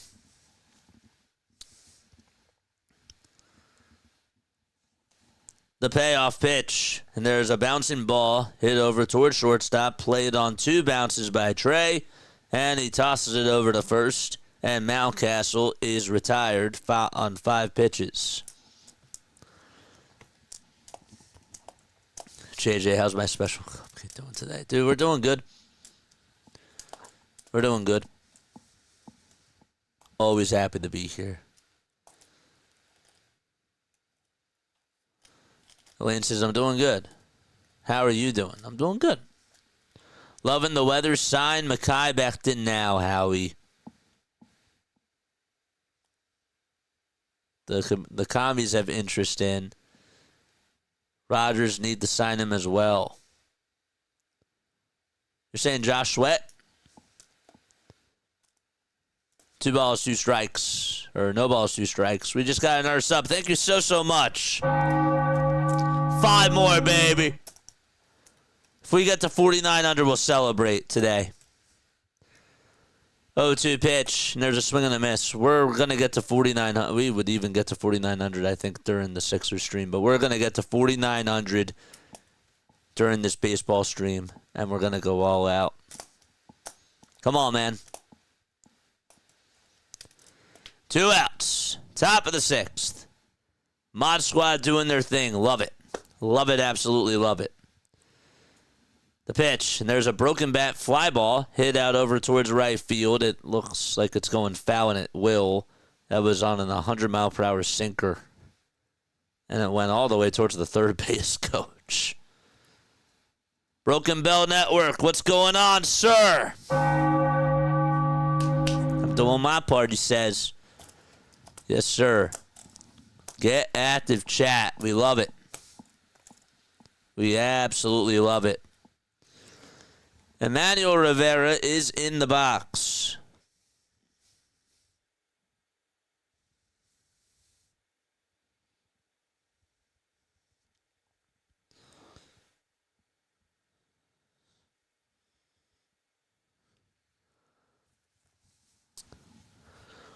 Whew.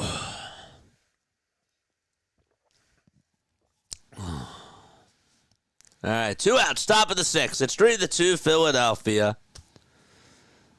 We'll be back on tonight for another Sixers game. 0-1 pitch, and there's strike 2.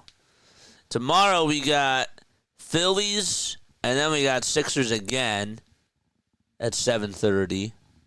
And then Tuesday, we're doing Phillies, and then I think we're going to do the Flyers. And then Wednesday, we got Phillies and Sixers again.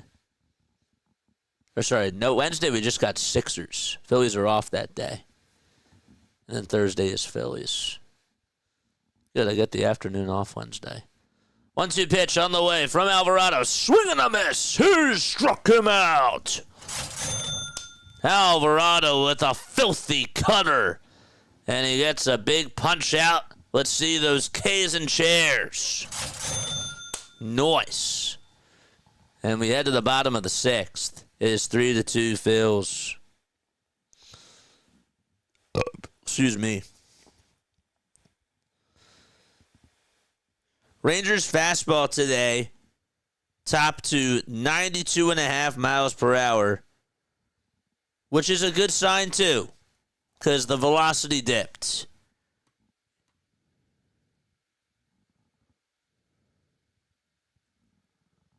So that's awesome. Alvarado's looking very sharp.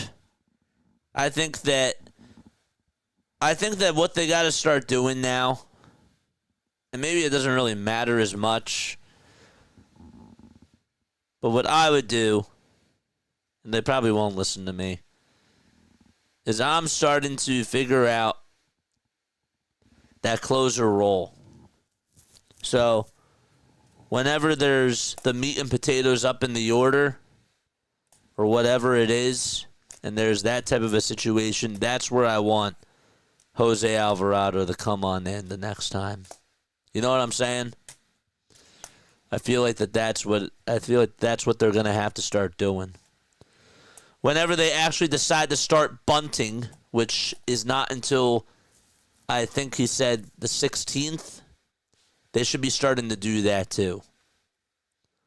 Because the closer role is one that I'm going to be looking forward to. Who is the closer of this team? I think Alvarado so far has been worth it going into the 9th inning. But you know what I'm saying? They should have some sort of audition process for that. We know that Rob doesn't like to go to a traditional quote-unquote closer.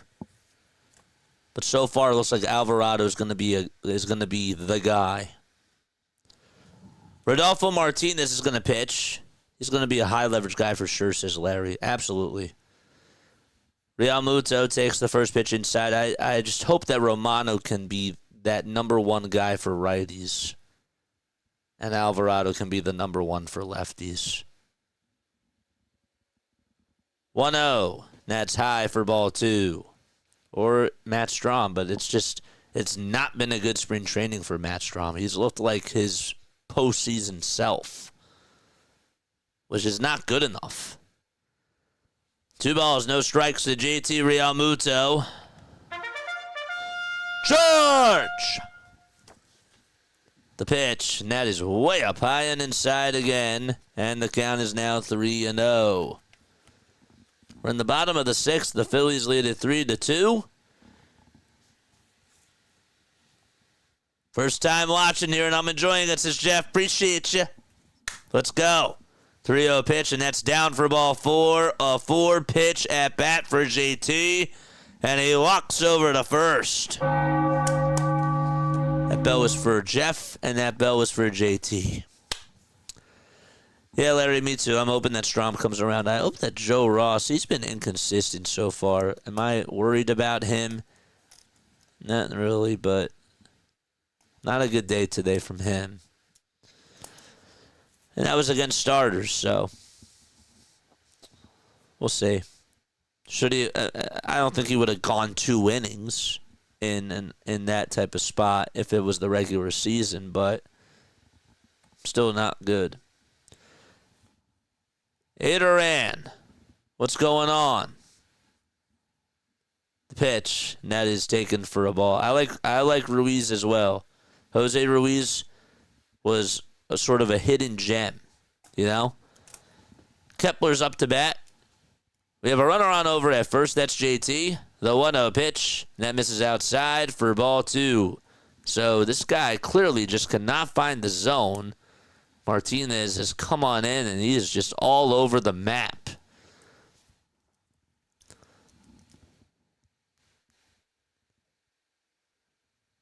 Two-oh pitch, and that one is just high. That missed its spot. It's at 98 miles per hour. Let's go. 3 balls, no strikes. And the next pitch, 2 4-pitch at-bats for the Phils. And they get on with back-to-back walks. Nice.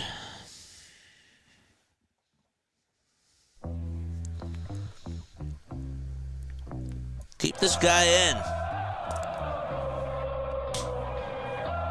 And now Castellanos is coming up.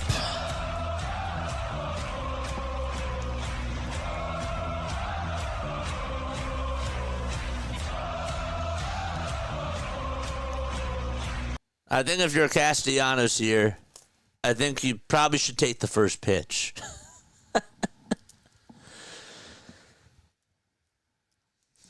Chat, do you agree? Nicky 3 buttons, big time. Watch him get a hanger and just rope it, though. So time was called. We're in the bottom of the 6th. Mike's laughing. I think he's laughing at my joke. Castillo for 2 today. First pitch, he takes it down for ball 1. 9 pitches and 9 balls by Martinez. Think maybe this is his last batter? Don't know. 1-0 pitch inside.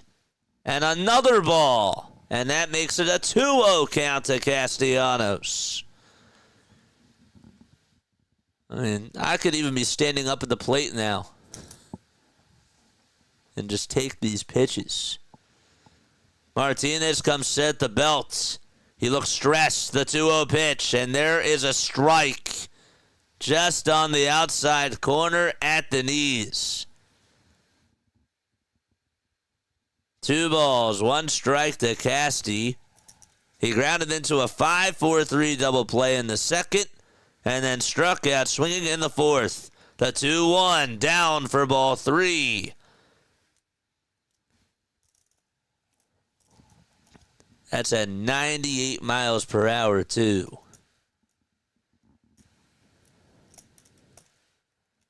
Phillies fans getting excited here in Clearwater. The 3-1, and that's inside, and the bases are loaded.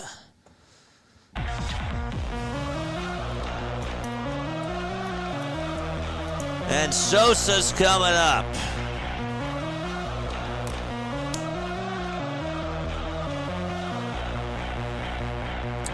Let's go.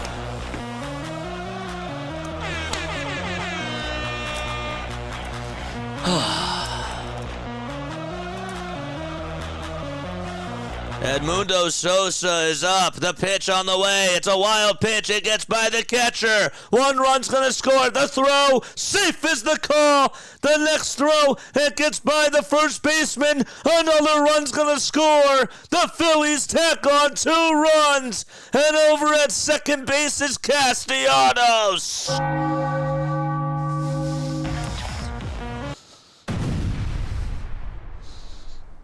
Let's go.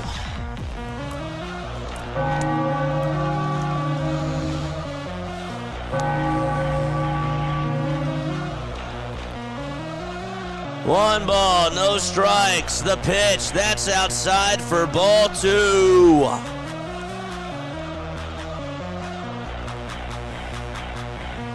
That was weird. Call that a wild pitch and an error. 2-0 pitch inside, and the count is now 3-0. Oh, baby. 5-2 Phils. Casty's at second. It's been all walks. The Phillies have walked around Martinez. 15 balls and 1 strike. And there's strike number 2, not in this at-bat. It's 3-1.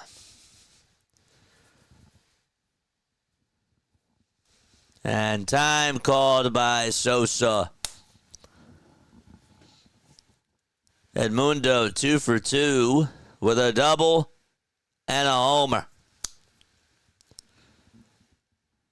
Let's go. The 3-1 pitch to Sosa, and he stares at a fastball at 98 right down Broadway.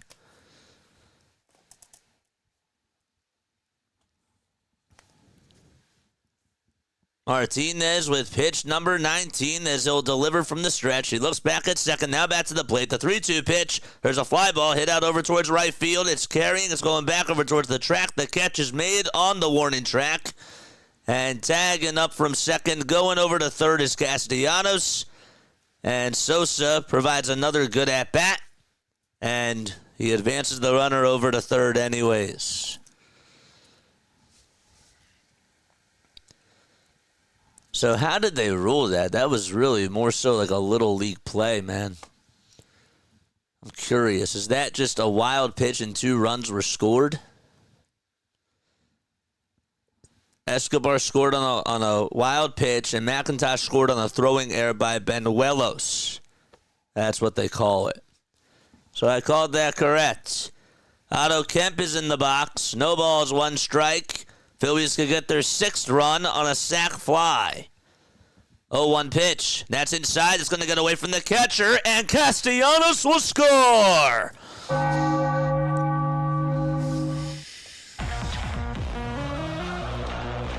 4-2.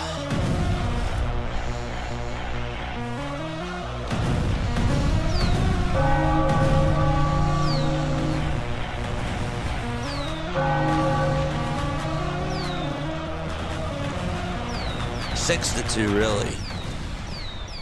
The next pitch, swing and a miss. Did I really say 4-2? It's now 6-2. Come on, man. 1 ball, 2 strikes. Well, so much for a sac fly now. Next pitch, and that's inside and low for ball 2. I really said 4-2, really.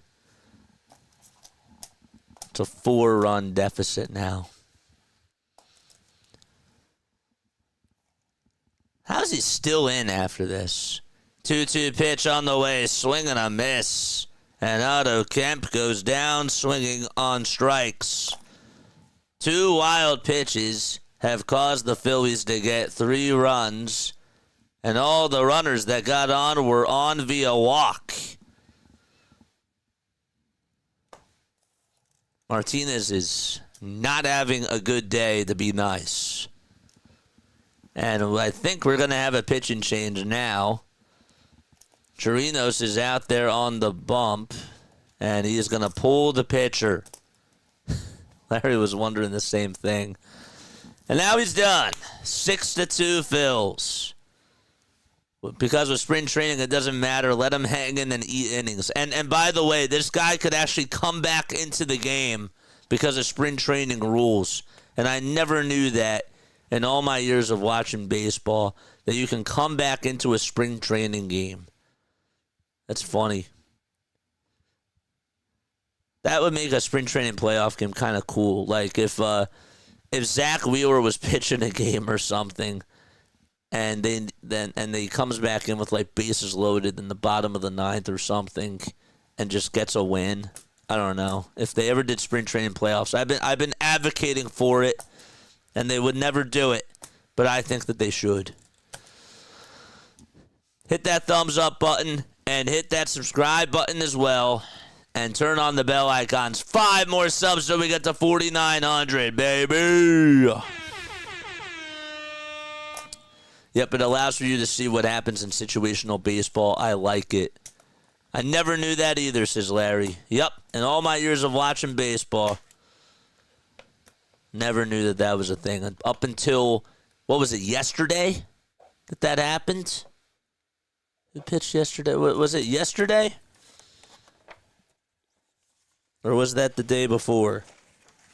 I think it was yesterday, right? Yeah, Bowden Francis. Bowden Francis did that yesterday. I had to go back a day on my score tabs. Yeah.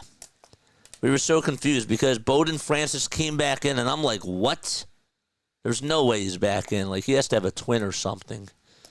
But that was it. That was him. Blue Jays were like, let's just bring him back in. All right, 6-2. Philadelphia. They lead it by 4. There's 2 outs. Nobody on. In the bottom of the 6th. Mercado is up to bat. And we have a new pitcher. Get you a name tag in just a couple of seconds. The first pitch is a cutter. It's in the dirt, and it's ball 1. Johnson is on the mound. The windup and the pitch. And there's a pitch. It's a 4-seamer at the knees for strike 1. This is Preston Johnson, 24 years old, from Jackson, Missouri. 1-1. And Mercado holds his horses as he lays off the fastball that was low and away. Johnson pitched in 25 games last year in the minors at a 4.72 ERA, 55 1/3 of an inning, but he also had 76 strikeouts. So this guy has power, and you could see on the next pitch as Mercado swings and misses at a heater. And the count is even at 2 apiece. 2 balls, 2 strikes. And Johnson comes set and fires again. And there's another chopper that's fouled towards the third base side. They're certainly working these pitchers, except the last pitcher didn't really have to do a lot of work for. He just gave you all junk. The pitch, the 2-2, it's popped up and hit over towards the infield. Where is it? It's towards the left side. The shortstop gets under it. They'll make the catch. And the side is retired. We go to the top of the 7th inning. I don't usually do this, but I'm going to take a very quick step off. I will be right back because we're going to have a lot of changes, and I want to make sure I write them all down, and I don't want to bore you. All right, be right back. Stay tuned. Let's go. All right.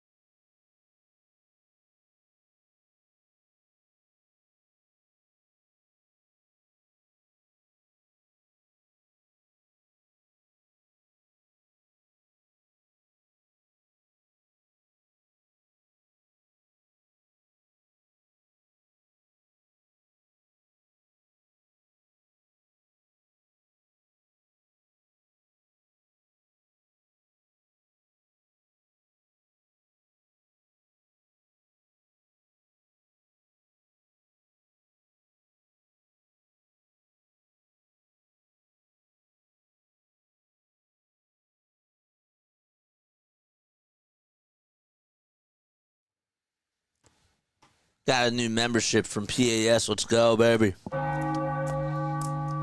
Thanks for having me become a member, PAS, or whoever just gifted me a membership. I appreciate that. If you guys want to gift memberships, you're more than welcome to do that. If you're tuning in on a PC, you can absolutely do that. There's also a membership link. I will post that right now. It's $2.99 a month. If you want to get access to like the really, really sick emojis, which we are going to absolutely use on opening day, there's no doubt about it. I better see my members on here and doing all that stuff because it makes the chat look so cool. No balls, one strike, and the pitch from Romano, and that's outside. So Romano is in there to pitch. He's facing Dylan Carlson. And it's 1 ball and 1 strike. Where is the link? Here's the membership link. I'm going to post it right now. I need to remember to post this in the actual chat. Here is the membership link. Right here. 2 balls, 1 strike. Oh, he didn't subscribe. He allowed me, or somebody paid for my membership on his channel. 2-1, and there's another foul ball. Those Fanatic Blue Phillies hats look really sick. Has the red cap at the bottom. What do you call that? What's the terminology? 2-2 pitch. That's way up high and away for ball 3.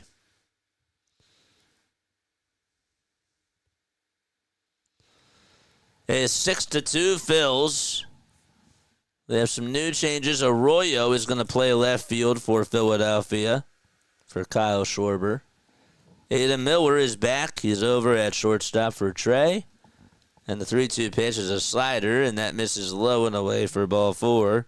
And Kobe Mayo. So Mayo, we got on with a walk.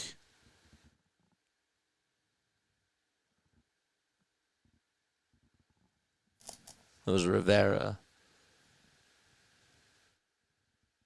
And Carlson's up to bat. The pitch, it's a slider. And it misses out on the outside. It misses outside for ball 1. Mayo's now up to bat. Carlson just walked.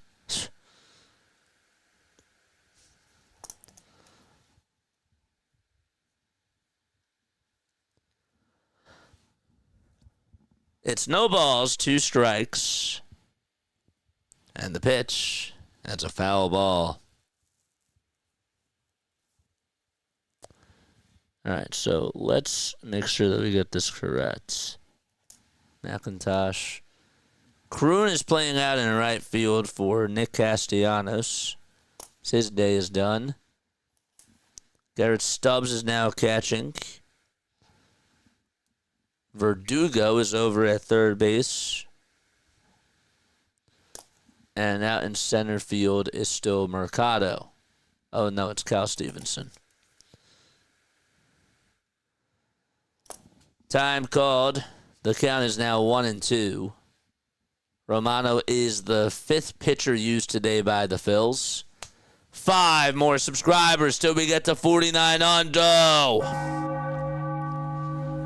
1-2 pitch and a foul ball hit back over towards the screen. 5 more. Come on, man. We need 5 more subscribers. 5 more, baby.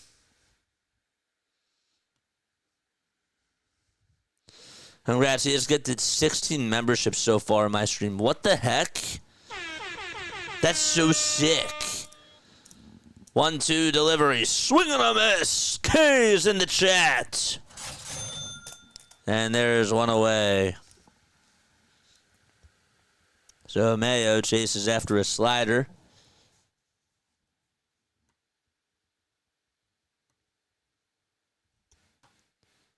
And up to bat now is Machin. That's pretty cool.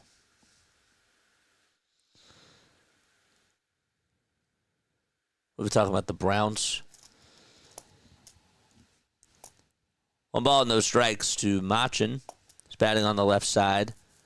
They have a Toyota Kyle Schwarber card show bobble head that they're giving away on June 14th. Maybe we should get one. Maybe I could do a giveaway. See if they allow me to do it for a giveaway. That'd be kind of cool. 2 balls, no strikes. The pitch. There's a ground ball hit over towards the right side. The flip over the second. There's one. The throw to first. Got him. He's out. 4-6-3 on the double play, and it's stretch time. What a nice bang, bang play by the second baseman Escobar to turn it over for 2. Agnel Escobar, 20 years old, 5 feet 10 inches tall, comes up with a big defensive play, and the inning is over. Let's cut that call. That was pretty good.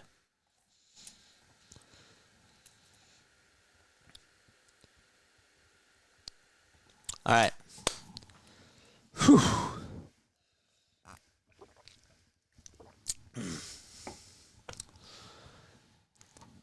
Yankees have a 5-4 lead in the bottom of the 7th. Trying to take a look at some other scores. Anything interesting? Miami leads at 8-4. Let's go. Let's look around the other 4 sports. Flyers are still down 2-0. Playing at the WFC. Today would have been a great day to go to the WFC. Darn it. We could have hit up the Flyers and the Sixers game. And I say that because, well, actually now we don't have to worry about it because we thought that the Sixers were going to move. We got another sub. 4 more. 4 more to go. Let's go. We'll play the ta-da sound effect when we get to 4,900. 4 more. Oh, we got to do it. We got to do it on stream. We've got to do it on stream, man. We've got to do it on stream. Whoever just subscribed, thank you so, so much. We love you. You're great. 2-0 Devils in the 3rd period. That's the only score going on now there. The Nuggets are down by 8 points to the Thunder. That is a wild game that I'm sure is being aired on TV. It's 99-91. SGA has 31 points. Porter has 24 points and 15 rebounds, which for him, that is a lot. Another sub! Another one, baby!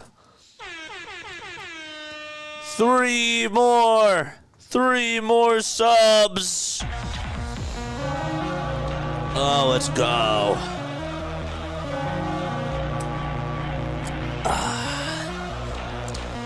All right, back to the at-bat. Christian Arroyo is up in the order. 1 ball, 2 balls, 1 strike. And the pitch. And there's a ground ball. It's a foul ball. Sixers would have to pay me to show up. Sixers would have to pay you. Should be a buy one, get one free for the Flyers Sixers doubleheader. They should both be free. Let's be honest. They should both be free. You know, Rob Thompson's the best win percentage in any out of all managers in Phillies history. I did not know that. Swamp Monster, appreciate you. 2 balls, 2 strikes, the pitch. Ground ball hit over towards third base. Arroyo has to beat it out. The throw over to first. He does not beat it out. I thought maybe a chance to do so, but it was a good throw over to first base by the third baseman for Baltimore. And there is 1 away. Who's going to be sub member number 4900? Who will be sub number 4900? Don't know.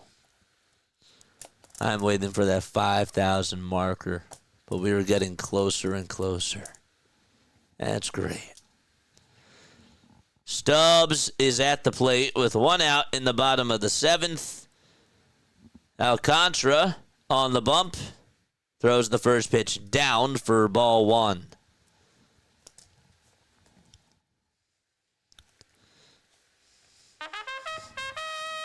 Charge!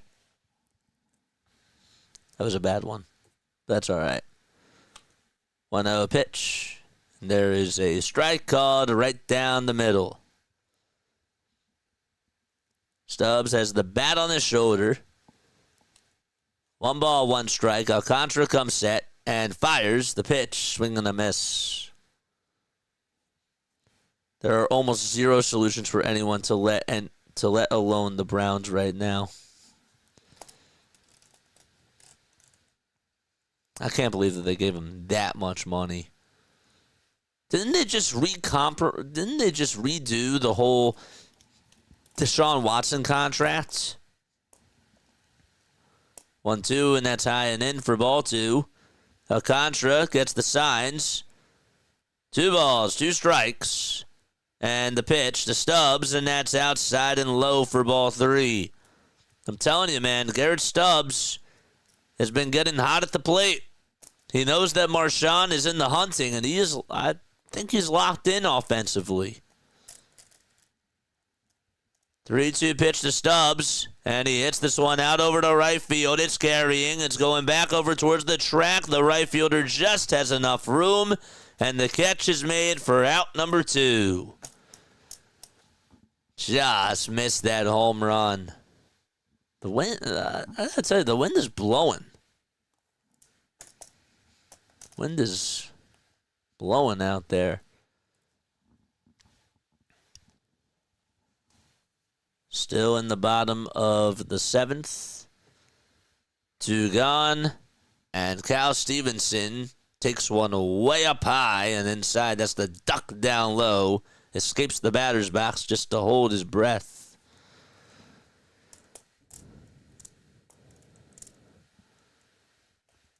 That's 1-0. Becton is the one that you're worried about. I want Mekhi Becton. Don't get me wrong.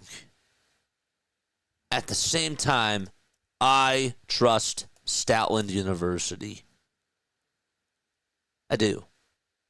No matter where they go and what they decide to do, I trust Stoutland University and Howie Roseman.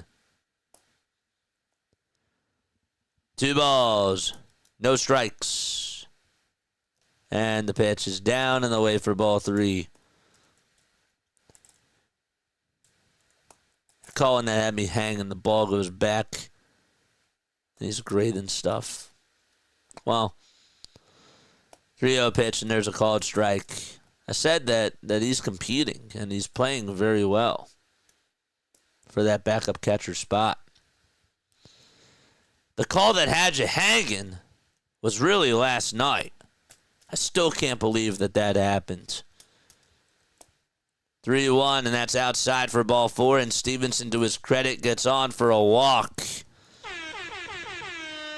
The Phillies today have now walked 9 times. They have walked 9 times in this game.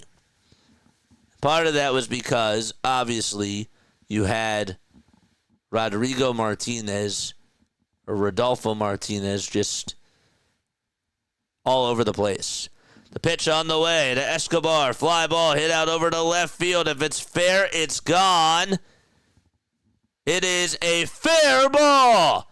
Escobar goes yard. It's 8-2 Philadelphia. He made a nice defensive play over at second base, and he just hit a laser and tattooed it out to left field.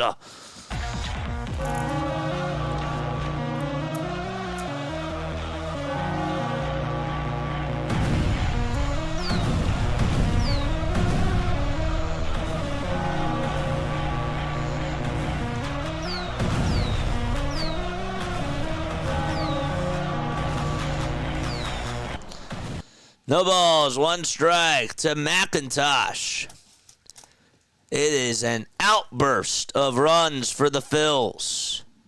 Have yourself a day, Escobar. No balls, 1 strike. The pitch, ground ball. It's a bouncer. It over towards first base. Alcantara has to go cover the bag.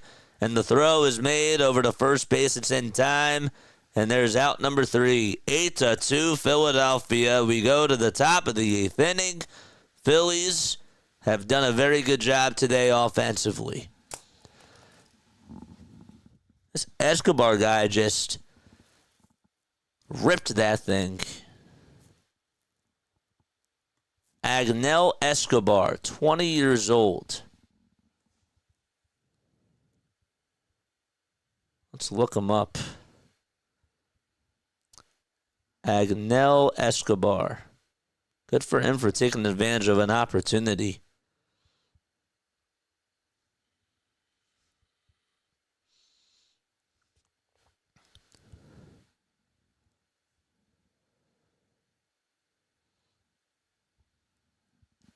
Agnel. That's how you spell it, right?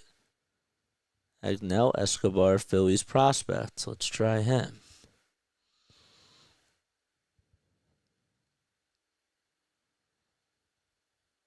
This guy, they say that... Is this the same guy? They call him Arun Escobar. He's 20 years old. He signed at the start of the 2022 international signing period out of Venezuela for $450,000. When he was healthy, Escobar's surface numbers, and the underlying data behind them last year point to be a potential breakout. Even when he wasn't putting up numbers in the DSL, he was showing an advanced approach at the plate with a lot of walks to go along with minimal swing and miss or chase. While he was making a lot of contact, he wasn't finding the barrel. He learned last year how to get his body behind the ball from the right side of the plate, allowing him to impact the ball a lot more consistently and start tapping into his raw power. They call him small, stocky, and strong. He's shown a knack for stealing bases. Defensively, he's gotten most of his reps at second base. He'll continue to play there, but he also will keep getting time at third. It's great. Top of the eighth, and the pitch. Line drive hit out over towards right field, and there's a leadoff single to start off the top of the eighth inning as Orion Kirkering is gonna pitch for the Phils. 3 more subscribers. 8-2 Phils.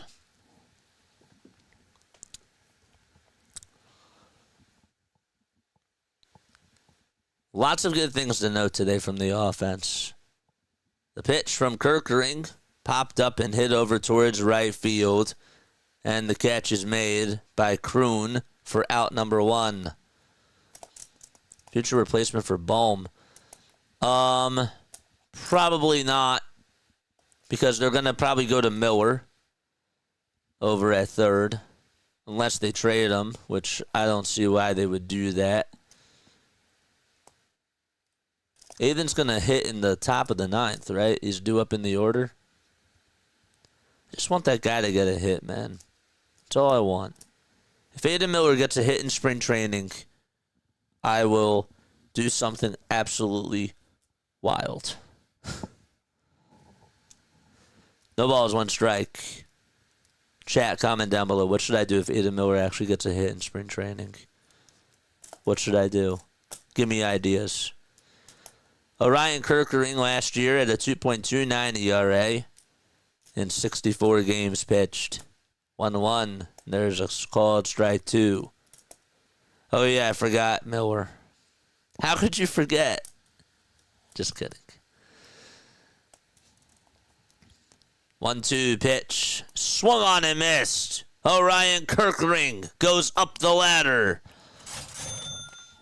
And there's out number 2. Fastball looks good. It didn't flatten out, nothing. Looked like he sort of used the wind to his advantage as well. The pitch, he goes with a sweeper. And that is swung on and missed. Chug a chase of Miller Lite. If Aiden Miller gets a hit, we'll chug a chase of a case of Miller Lite. There's a foul ball. Back over towards the screen. Come on, man. 3 more subscribers. Or else we're going to have to come back on tonight to get our 49th, 100th. Well, we are going to be back on tonight, but that's when we're going to have to get it then, I guess. 0-1 pitch, and Kirkring allows a fly ball to go out over towards left field. It'll stay in the yard, though, and the Phillies will make the catch, and the inning is over. It's 8-2 Philadelphia as they lead it by 6, and they go to the bottom of the 8th inning. Orion Kirkring, very good stuff today. Looked pretty good out in the 8th, and we go to the bottom of the inning. Okay.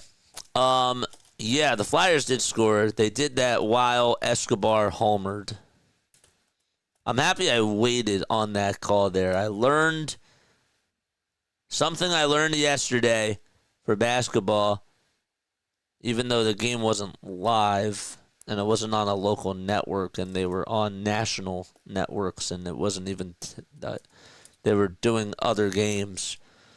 But the one thing that I learned is to wait for a signal, and if it looked like it was close, to wait. And I didn't think anything of it yesterday, but the thing with home runs too is if it's fair or not, you can take that extra second. Don't just say something that happened and go into it blindly. Sometimes you just got to wait. And I'm happy I did that with this call. I thought that was nice. Thought it was good. Is it a fair ball? I said if it's fair, it's gone, and that was the right approach. It's nice.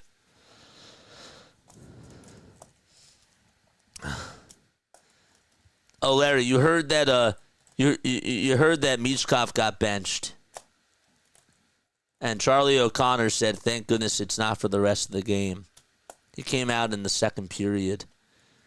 But he was benched for a long time in that first period. Schwarber fooled you bad one time last year. He fooled that wasn't just me. That was even the people on Twitter. He fooled all of them. And it wasn't him that fooled us. It was the camera operators that did that. Because with the way that it looked, they didn't even cut. They didn't even cut back towards the outfield. Here comes Matt Kroon, and he hits a tapper that's fouled towards the third base side. Oh, this is Aiden Miller. Says on the site that it's Matt Kroon. It actually says on ESPN that it's Matt Kroon. And on TV it says Aiden Miller. So it is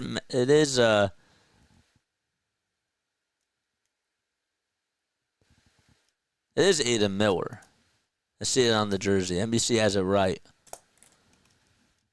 1 ball, 2 strikes, and the next pitch is taken outside for ball 2. So Aiden Miller is up to bat. It is 2 balls and 2 strikes. It's not Matt Kroon. And the pitch to Miller. Fly ball hit out over towards left field. It's carrying. It's going back towards the track. And it hits off the top of the wall. Aiden Miller rounded second and goes back to the base and gets on with a stand-up double.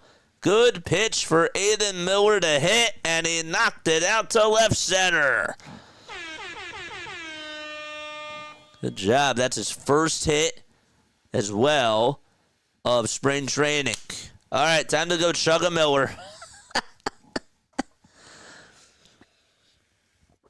Time to chug a Miller now.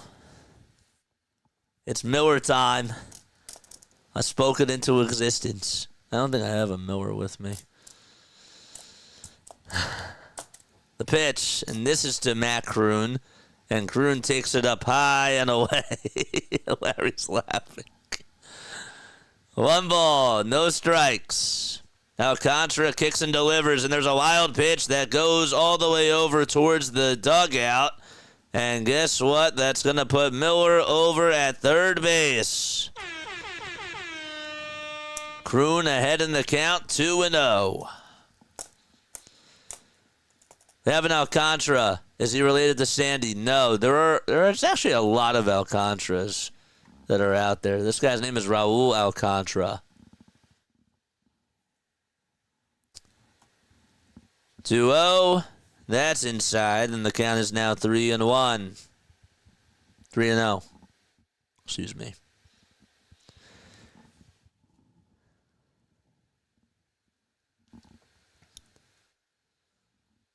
Three balls, no strikes. The windup and the pitch, and that's outside for ball 4.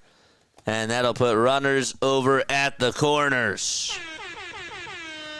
Yeah, let me double check, though. I will make sure to do that because that is a good. It's a good question. But there are different types of Alcantaras out there. There's actually one who's a Dominican professional baseball pitcher for who plays in the Mexican League, and he was on the Oakland Athletics. 8-2 Phils. And now it's Anthony who comes up to bat. And he takes it outside and low for a ball.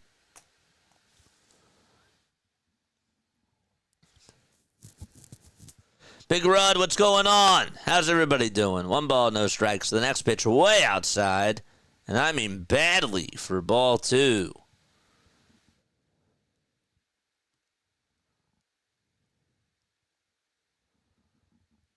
Keaton Anthony from Fort Wayne, Indiana.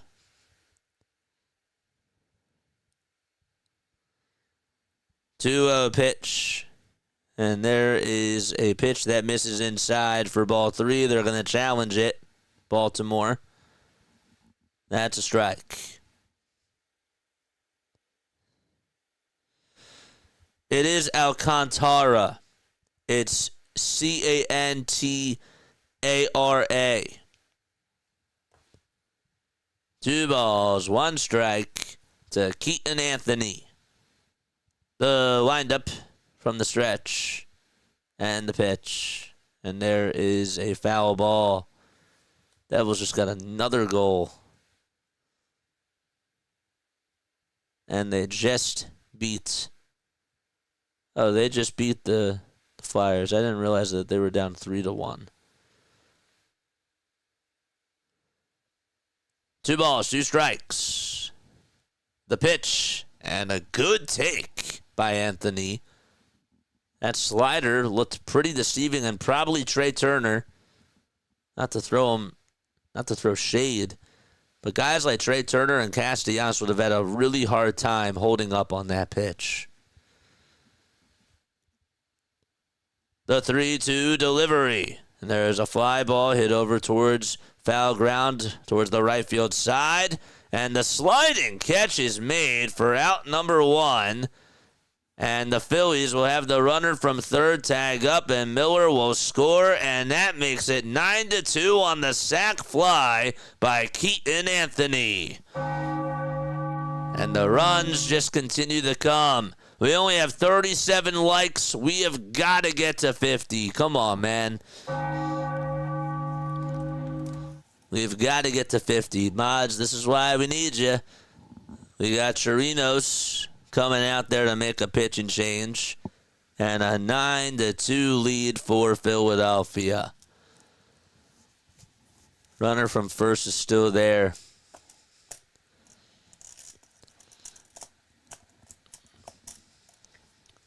All right, I actually have a serious question, okay, to ask you all in regards to the Phillies, okay?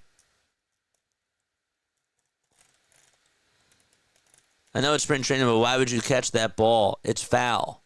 Mike, you just answered it. It's spring training. That's why. That's probably why. I don't know. That just sort of slipped out of my mind. That's probably why you did that, because you're still trying to show your stock. So you're probably taught you got to make that catch because you're having an opportunity out there and you got to make the most out of it. I don't know. But here's my question, okay? What is going on with Mick Abel? Like, why is he not pitching? There really hasn't been an injury that's been reported on Mick. Why is he not pitching? Has Rob actually answered that question? Or have there been reports that I've missed? Like, I really want to know. Why is Mick not pitching, and why is nobody not talking about it?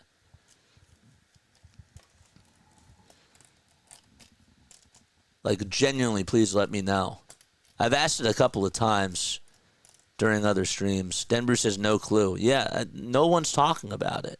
I haven't seen anything on social media, you know? Nathan Webb is going to pitch. Haven't heard a peep on Abel. Yeah, I don't know.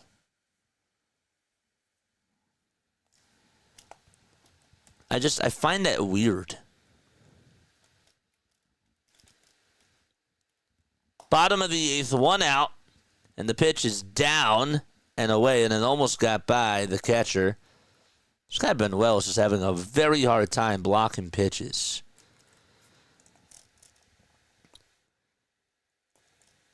He better be in the prospect game versus Pittsburgh. I don't even know if he is. I don't know. I haven't seen or heard anything either, says Scott. Yeah. Yeah, that's what I'm thinking too. I'm thinking the same thing. Like, there has to be a reason. There's a reason why when they were looking for an extra starter last year, when Turnbull got hurt and they had the whole committee, whatever, of pitchers, there's a reason why he wasn't number 1. Yeah, he was. 2 balls, 1 strike. And the pitch to Verdugo, and there's a foul ball. This guy up to bat, his name is Luis Verdugo. He's 24 years old.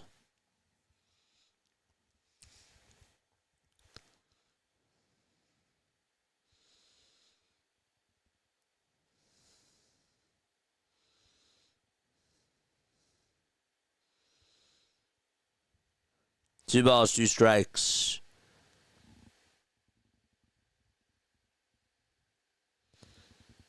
He is not related to Alex Verdugo. Just wanted to let you know. 2-2 delivery, and there's another foul ball. Continue to like and subscribe. And hit the notification bell icons.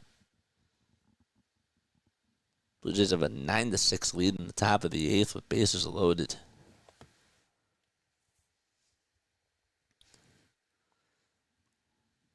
Two pitch. Nets up high for ball 3. Abel is not pitching in the future game either. Do they have the future game rosters? We're going to cover that. He's not on.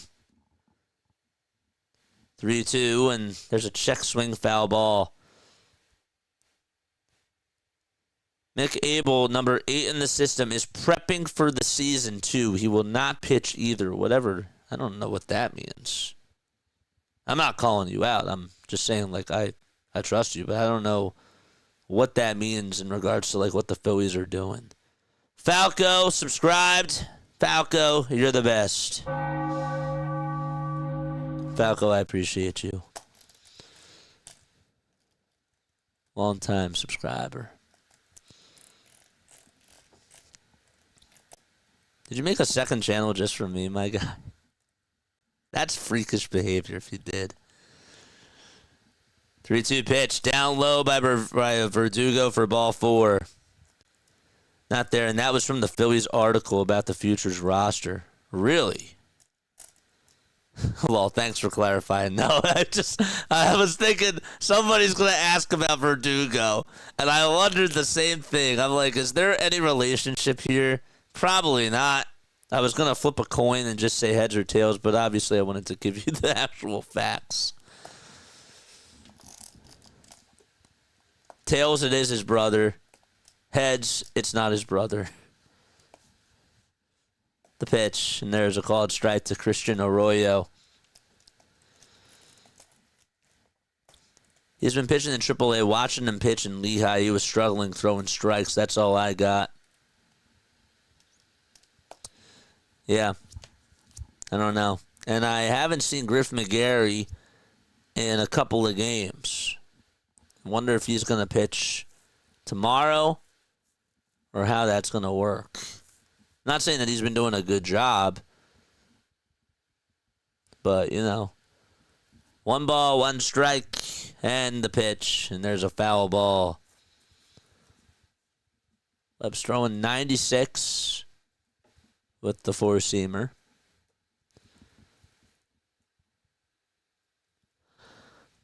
Yeah. The fact that we had to go to Mercado and the whole committee with Tyler Phillips,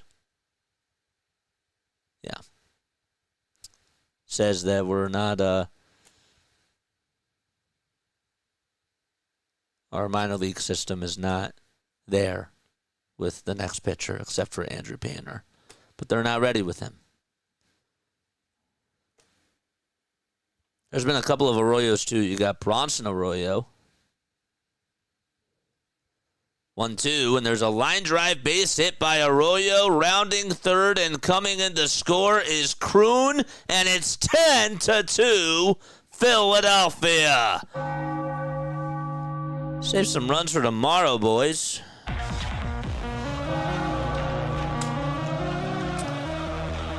Good swing. He's having a very good spring training, Christian Arroyo. I don't care what anybody else says. He's doing good.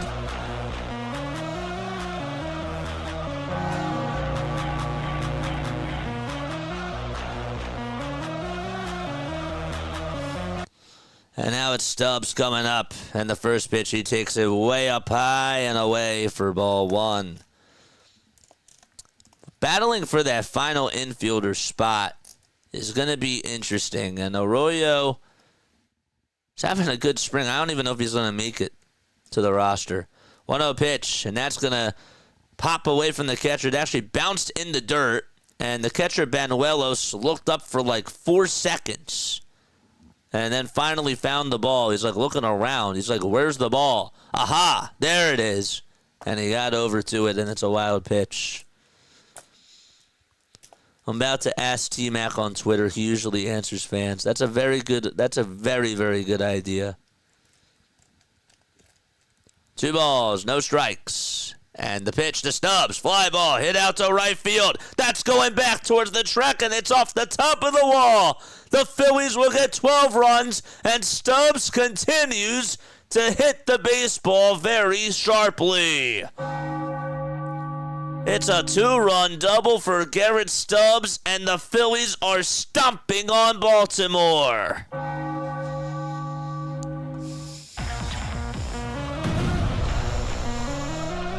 Another one.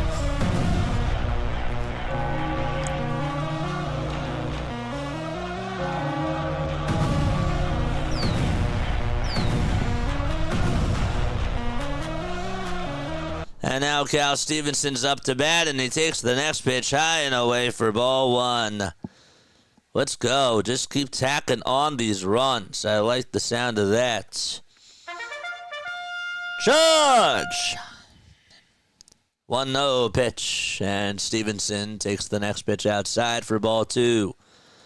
Stubbs is low-key beating out Marchand this spring. Offensively speaking, you're right. That's what I've been saying.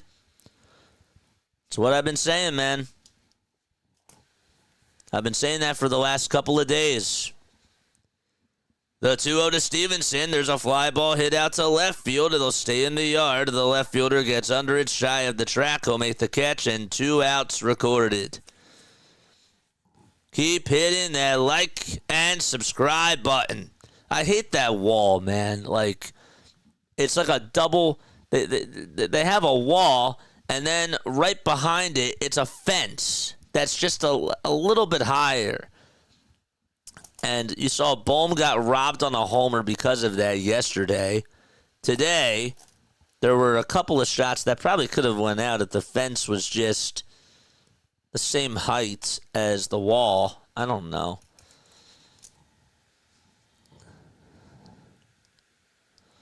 One ball, no strikes to Escobar. And there's a check swing ground ball hit back over towards the mound. And this should wrap up the inning, and it will. All right. It's 12-2 Phils as we go to the top of the ninth. All right. Do we expect Stubbs to run a 917 OPS against the rest of the league? I mean, no, but, like, I'm saying that he's hot. You know? Like, good for him. Good for him, like, trying to hustle and, like, make a case for himself and being able to execute. Like, that's what I want in a competitor. Like, that's what we liked about Edmundo Sosa last year, was that when somebody was down, when Trey Turner went down, Sosa stepped up big time. You know, and I love that. Now, I mean, it'd be really cool. I missed my train of thought. Sorry about that. I messed that up. God darn it. But yeah, I like the competition. That's the thing I'm trying to say, is that I think it's good that we have people that are trying to take this seriously. Like Buddy Kennedy and Christian Arroyo. They're battling something out for a final roster spot. Right? Gabriel Rincones, I don't think makes the roster, but he's making some noise, and Matt Kroon is too. You know what I mean? No options on Marshawn, and there's one for Stubbs. Okay. Don't forget to like and subscribe. We got 46 people on here. Please make sure that you hit that thumbs up button. I want us to get to 50 likes again, man. Larry's right. Stubbs will have to go down due to options. He has one left, and Marshawn is out. They will not release Marshawn.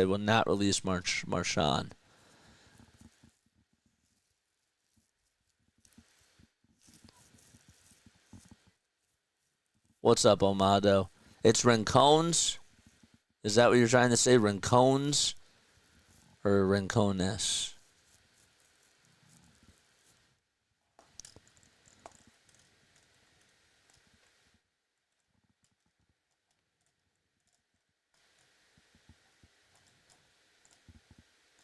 Mike, you said I think. You didn't say for sure. You said you think.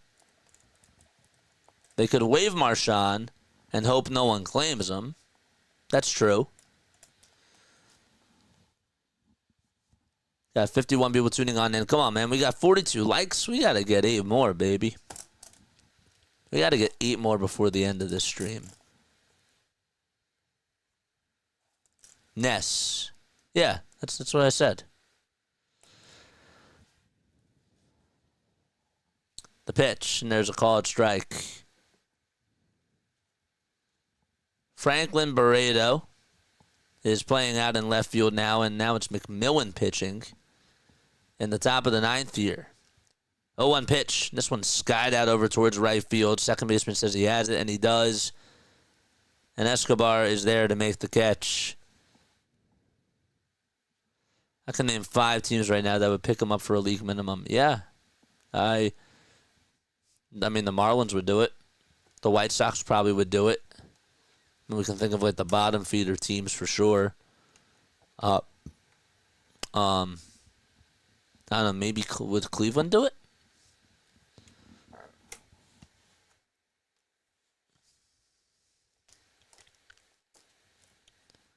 The pitch, and that's taken for a ball. I said it a week ago. I'll see you guys. I'm gonna take a break from here.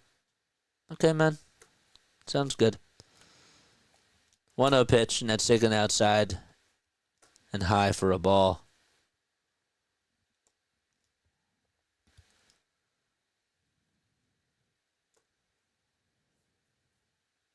Two balls, no strikes. And the pitch. And that's taken for a strike on the outside corner. I mean, let's just have like a catcher's shootout or like whatever it is. And we'll see who wins. Or just have them wrestle it out. 2-1 pitch. Fly ball hit out over towards center field. It's carrying, but it'll still stay in the yard. And there's out number 2. Iron Pigs roster's looking pretty good this year. Yeah, not bad. Not bad at all. Baltimore down to their final out. Yeah, just have them fight it out. See who blocks the most pitches, and whoever does that wins the spot.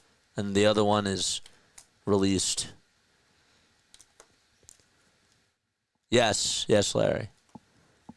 They're AAA. 1 ball, no strikes. That's where Devontae Smith had his softball fundraiser.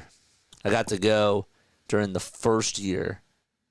And now they're doing it. This is going to be the 4th year this year? Yeah. It's pretty cool. That was sick. 1 ball, 1 strike. We got a post-game show after this, folks. So it looks like we're not going to get to the 4,900 mark during this stream, but maybe we'll get there tonight. Y'all should come celebrate with us. 1 ball, 1 strike. And the next pitch is down for ball 2. 2-1 pitch. There's a pop-up hit out over towards shallow right field. First baseman gets under it, and he'll make the catch. And the game is done. Phillies win by a final score of 12-2. They do a very good job today, offensively speaking. Rob Thompson has to be happy with his ball club and how they did today, because this was, I think, their best overall spring training game that they've had. And I have things that I want to talk about, but for those of you who are signing off right now, thank you so much for tuning on in. Hopefully I see you back tonight. If you're not into basketball, hopefully I'll see you back tomorrow. And for the rest of you that want to tune on in to this post-game wrap-up, we're going to do that. All right? We're going to do that right now. Okay. Let's pull some things up as notes. All right. Time to go to the monologue screen. Okay. Hi, everybody. Thank you all so much for tuning into the post-game show here on Play-by-Play with JJ. And now you get to listen to all these takeaways, man. All right? A very good day.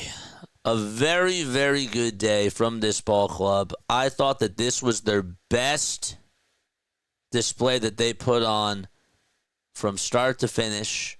Okay? And what does it really mean in the long run? I don't know. But we assess this team game by game, and we talk about the good, we talk about the bad, we talk about the great, the not so great, and whatever. All right, we'll start off with pitching like we usually do. Ranger Suarez. That guy topped off his fastball at 92.5 miles per hour today. This was first half Ranger Suarez from last year, and he was dominating that strike zone. I said in the game that he was pitching like Cliff Lee, just throwing strikes after strikes after strikes, and he was just automatic and not dripping any sort of sweat. He went 3 innings today. He gave up just 1 hit, 1 earned run, 2 strikeouts. He had no walks allowed. In that first inning, that Ryan Mountcastle at bat was interesting to me. I'm going to go back to that at bat really quickly. Let's go back to the play-by-play. Mountcastle, if I remember correctly, yeah, he struck out looking. So the first pitch was a ball. That was actually the first time he actually got behind in the count. And then he throws a sinker. Then he goes to the cutter. Then he goes to a changeup. He's behind in the count 2-1. And he throws a curve, which I didn't think he was going to do there. I was thinking he was going to go to the changeup.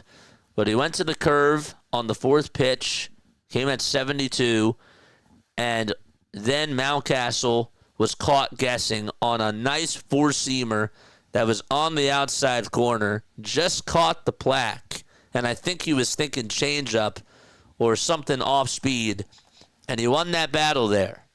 There's a big out. Kierstad gets behind in the count, actually works up a very good at-bat, puts up an 9-pitch at-bat, and then Ranger got him out with the sinker, and he grounded out to end the inning. Kierstad put up probably the best at-bat today against Ranger, and then in that second inning, you know, besides the double to Rivera, which was a flat sinker, he pitched really well. Had very good mechanics on his pitches, and I liked how selective he was. he had every time a batter was coming up, he wasn't just throwing one type of pitch. There were a whole plethora of pitches that he was going to, and I think that's what makes him so deceptive, is that you don't have to have the fastest fastball in the world, but how can you be creative when you're pitching and trying to dominate on all cylinders? Sometimes you have somebody like Aaron Nola who just has that one pitch and goes to that knuckle curve, or the changeup by Christopher Sanchez. You have that type of off-speed pitch that just gets batters to bite. Ranger is a different beast because Ranger doesn't go to that one pitch. He has plenty of other pitches that he just tries to paint, and sometimes it'll miss, but most of the time it's a strike. And when you're watching him wind up, the way that he grips the ball too is also really deceptive as well. You don't know what he's going to pitch. You have no idea what's coming out of that hand, and he doesn't show his cards. You know what I'm trying to say? I think that's why Ranger has had a lot of success for the most part during his career here as a Philadelphia Philly. Now, last year, we know what happened in the second half. I think that they rushed him back personally from the injury that he was dealing with. But even though he did good in the playoffs against the New York Mets, it was still a question mark, and he did go out there and he gave it his all. Healthy Ranger Suarez is fun to watch. He's fun to watch. He doesn't overpower you with things, but just with the different types of things that he goes to. The changeup, the curveball, right? The four-seamer, the cutter, the sinker. It's like almost every pitch that you can think of, that guy's going to throw that pitch. So I like that about Ranger. And today I give him a B. I give him an A- today. Again, the one pitch that he had that he gave up out over the middle of the plate was a flat sinker to Emmanuel Rivera. That was the only hiccup he had. Very good day from Ranger, and I'll take that for sure. What else? What else do we have? We had, how many pitchers pitched today? We had 7 pitchers. We got the bad Joe Ross today. We got the doubles Joe Ross today. Okay? 3 pitches that were missing their spots, that did not dip like they should have. One of them almost left the yard. If it weren't for the fence, it probably would have went. Ross continues to be a guy who I like the idea of Joe Ross, and I think that he can be really good, but he's not going to – I don't think he's going to go out there and pitch you like 2 innings. He's not the guy that he was in Washington, and with the way that he was utilized in Milwaukee, he was more so like a middle relief pitcher that could have at some times be like a setup, sometimes he could be a middle relief guy and go 2 to 3 innings, but they didn't really do that too much. They had him more so, I guess you call it in long relief, like more so in the setup role towards that area, that type of a thing. So I don't think that him going 2 innings a lot of the times is going to be a thing that they do during the regular season. I think that they're trying out those types of things now just to see how he does, and it's more so of an audition of where he's going to be utilized in the pen, if that makes any sort of sense whatsoever. The Kierstad double. Look, he's behind in the count 2-0. Okay, he throws a sinker that's high. He goes high and inside with the curveball. After getting Mountcastle to fly out on the sinker, you're behind in the count 2-0, so you're sort of, behind the A ball anyways, and he decides to go with the four-seamer that was on the inside corner. And, well, when it's low towards the knees on that inside corner, lefties are going to find a way to pull that thing out to right field, and Kierstad absolutely did that. And then he gets ahead in the count on Rivera, causes him to fly out to right field, and then they advanced and had him go out to right and score. Hold up. How's that right?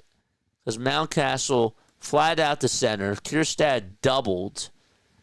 Kierstad doubled first, and then Mountcastle flied out to center. They had it in the reverse order. I was like, wait, that doesn't sound right. And then Rivera flied out and got a sac fly. That's correct. And then Carlson struck out. So, like, that first inning that he pitched, that's more what I was looking for. You know, the second inning is just, I don't think he's going to do that this year. I don't think that he's going to go 2 innings. So that's why I'm not really down on it, even though he did start to get rocked in that 5th inning after he allowed the double to Mayo and then the RBI double to Vasquez. That type of a thing. He was starting to get hit. He was starting to get beat up. But 1 inning is what I'm expecting for out of Joe Ross this year. And the first inning that he pitched, he did all right, besides the double, is all I'm really trying to say. What's next? We had Joe Ross, and then we had Quas, who just came in for a third of an inning. Jose Alvarado. Another good outing for Jose. And again, he's going up against the starters. It's not against the backups. The cutter, filthy. The sinker, still reaching triple digits. Wasn't really doing that a lot last year. And he doesn't look like he's sweating either. It looks like it's flawless. So, good things for him. Thinking that maybe they could certainly use him in a high leverage spot. Know that they lost Jeff Hoffman. They lost Carlos Estevez, who was their lefty guy. And was Estevez really good here for the Phillies? No, but he was supposed to be their quote-unquote closer. And Alvarado just could not do so good last year. Maybe he's back to 2022 Alvarado. Maybe. If he is, watch out. Romano did good, and Orion did good. Orion reached triple digits today, I'm pretty sure, on the fastball. He got a batter to strike out, ahead in the count, had a pitch to play with, and decided to go with a pitch that, I don't know if I would have went to it. I think it was a slider. I was thinking he was going to go to the fastball because he used 2 fastballs in a row to get ahead in the count, and then he just struck out the batter with that slider. Only allowed 1 hit. And then McMillan pitched the 9th. So the pitching overall, the pitching was A+ today. The pitching was A+ today. Maybe I'll be a little bit. I'll say A. I'll go down to A, not A+. A+, you got to be perfect. And wow, they were really good. Were they perfect? No. But they only give up 5 hits, and every pitcher except for McMillan had a strikeout. So they were very solid. Very, very solid. This offense still cannot get a run in the first inning. And again, I'll get to your comments in just a little bit, but let me just get things off my chest. They put up 9 runs combined in the 6th, the 7th, and the 8th inning. 12 runs, 8 hits. They walked a lot of times today. Kyle Schwarber is, I think, the only one who had a bad day. I do. Schwarber grounded out. He flied out, and he struck out. That strikeout in his last at-bat was awful. That was a terrible at-bat. But Trey actually played good today. Trey had a very nice catch to get the first out. Some of y'all probably missed that, but he went out to left field. There was a shallow fly ball that was hit by Cedric Mullins off the end of the bat, and Trey actually ran really hard to go get to the ball. He had to turn over his shoulder, and he was sliding, and he made the nice grab. Like, that was cool. I was like, okay, Trey, I see you. So, that was nice. He had 2 walks. The first walk was a 4-pitch at-bat, and he knew that he was getting junked because that whole 3rd inning, it was the 3rd inning, right? It was the 3rd inning where we put up really good at-bats. Yes, it was. We had Sosa get on. Sosa got on base, and then Kemp had a double. And then Mercado walked, right? Sosa flied out. Let's go back to the play-by-play. 1 second. Hold up real quick.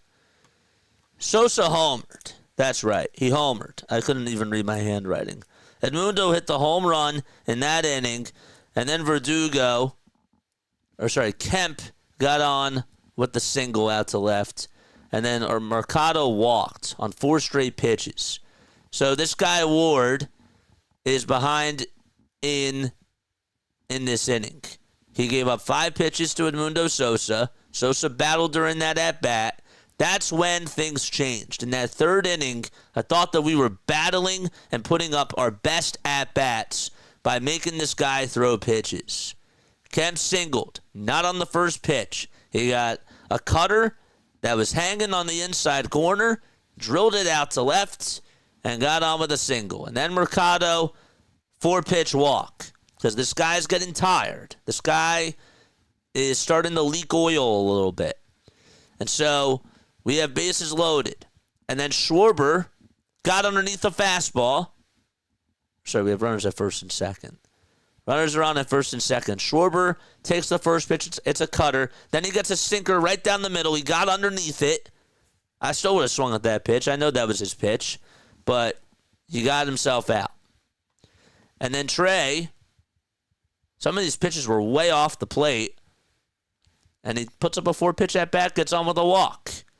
And that led up to Bryce Harper taking advantage of a 4-seamer after taking a changeup that was way down low and inside.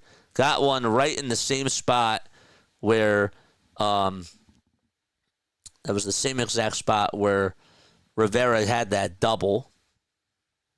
It was the same location, same spot. And Harper drilled it out to right and got on with a 2-run single. That 3rd inning, they took a lot of pitches there. And they made those runs themselves. They got Ward pretty much out of the game. Unfortunately, JT is ahead in the count 2-0. He swings at the cutter. He shook his head. And he said they got to get back in the game. And then he gets on top of another cutter that was right down the middle. And he grounded out to end the inning. But they got home 2 runs. And the whole goal of that inning, for me, was to make this guy throw pitches. And they won because of that. And then we go to the bottom of the 5th. Bottom of the 5th, there was really not much there. But then in the bottom of the 6th, this is when Martinez comes on in, and this guy's just walking everybody. And he's giving the Phillies free runs. They play Little League, and the game gets out of hand, and it's now 6-2. And then Escobar makes a nice play over at second base, and then he hits like a nice big 2-run homer. Hopefully this guy can do something this year in the minors. But I thought overall today they won the game in the 3rd inning. They had that one good inning where they were just able to eat you alive, make you throw pitches, and they were patient. That's why they won. And then in the 6th, things got out of hand. But sometimes it just takes that one inning. And the offense looked pretty good. Otto Kemp had another good day. Castellanos, not such a good day.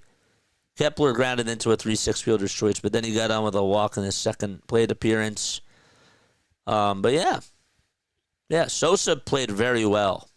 Edmundo Sosa had a very good day. That home run that he had, he just flinged it out to left field. It wasn't even a full swing, like an actual, I don't want to say like a home run swing, but it wasn't like a hard hit where he has like 2 hands on it and it's a rocket. Like that thing was just sort of, he golfed at it and just flinged it. And it just had enough to go out. That tells me that he has pop in his bat, like underrated pop. And he got it out. And he missed a second home run. But he still got on with the double. So, yeah, my notes were a little bit disorganized today. I was doing more so just a lot of stuff from memory. I was doing more stuff from memory too, but I'm just saying that today I was a little bit all over the place. But I just think overall, when we recap everything today and we tie it all together in a bow, it's a performance all around from everybody. Did Baltimore have an inter-squad game today? Yes. But they played who was out in front of them, and they did their job. So, I'm happy. I'm very happy with how it went. Ranger did great. And, yeah. Let's get to your comments. Let's talk about this. Anyone can be out in spring. We've seen what Stubbs does versus MLB pitching. I want to see what Marchand can do with a recent sample size. Yeah. We don't have much in the pipeline as far as catchers go. Maybe one season left for JT behind the plate. This was right before the postgame show. Okay, let's go here. So I thought Pigs are Lehigh. Yes. Ranger was good. Ranger was really good today. Let Ranger only go 6 every start, and you'll get 13 or more wins. Yeah, but let's hope that the offense can bail them out too, because that's the other thing that we have to remember is this offense, if it's a 2-run game, the bullpen can only do so much for you, and so I know that Ranger can only do so much too, but you got to think about situations as well. I'm just praying that this offense this year is not going to be carried by the pitching. And I love the pitching. I think that the pitching has been very good for the Phillies, and that was the reason why, that was a main reason why they got off to that really, really hot start, because their pitching was unstoppable. Remember that one series that they had against the Milwaukee Brewers where they only put up 6 runs in that series, and they won the series 6-2. That wasn't offense. That was pitching. And that really summed up the whole first half of the season with how great their bullpen was. Matt Strahm was reaching ERAs that hadn't been seen in first halves in a very long time for the Phillies. And Ranger, Sanchez, Spencer Turnbull, and Zach Wheeler and Aaron Nola were pitching like they were not only the 4 aces, but 5 aces. That's how great they were doing. And that's a testament to how great the pitching was. I hope that this year it's a mixture of both, where the pitching can carry you and you can rely on them some of the time, but the offense is just consistent. And I don't think that we're going to get a consistent offense this year. But part of the reason why I still think that we make it to the playoffs and we still get a lot of wins, close to 90, is because of the pitching. I hope that makes sense. Super efficient when he's good. They can't milk him dry. He isn't an inning eater, which is fine. Use him in a tight 6 and play for him. Easy wins. Yeah. We'll get plenty of innings from Wheeler and Nola this year. I agree with that. What else? Yes. I will make sure that I check my Discord stuff, I promise. But yeah. I think we're like 6 and 8. Don't know. I don't know how many minutes we have. Call it a hostile takeover, but if you think merge is what we did, sure, buddy. All right, what's going on? Yeah, man. So that's all. Anything else that's serious in the chat? Anything else on takeaways? Overall, if you were to give me a letter grade, what would you say was the letter grade for today? If you were to grade the Phillies on their performance today, I'm going with an A. I'm going with an A performance overall. From start to finish, from the top of the lineup to the bottom of the lineup to the pitching, I think it was an A. The defense did good. You know, this was one of those games where you could just put your feet up and you could relax. And you didn't really have to worry about anything. So, A is what I'm going to go with for the Phillies. Broken Bell says A+. I'd be happy with 5 2/3 of good Ranger every time out. Yeah. I think that's fair enough. I just want us to remember, too, that sometimes you're going to have to rely on him, which it might sound unfair, and it shouldn't have to be like that, but Rob is going to try to do everything he can to get the most out of his starters. I just feel like that's what it's going to be. JJ gets an A. Larry says A, too. Yeah. I'm there with you all. All right, I have got to take a step off. All right, I got to be back on at 7:30. I'm not going to lie. I want some food, and I want to just take a little bit of a break. But I do love you guys. I appreciate each and every one of you for being on here. We still got 24 people tuning into our post-game show. That's pretty sick. It's going to get better when the season comes, and we're going to have a whole format. And like I said, the 5 to 10 minutes that we have during the transition of the end of the game to the post-game is going to be very, very good for us to write down notes and to just refresh our memories on things that went well. This is more so off the top of my head for the most part.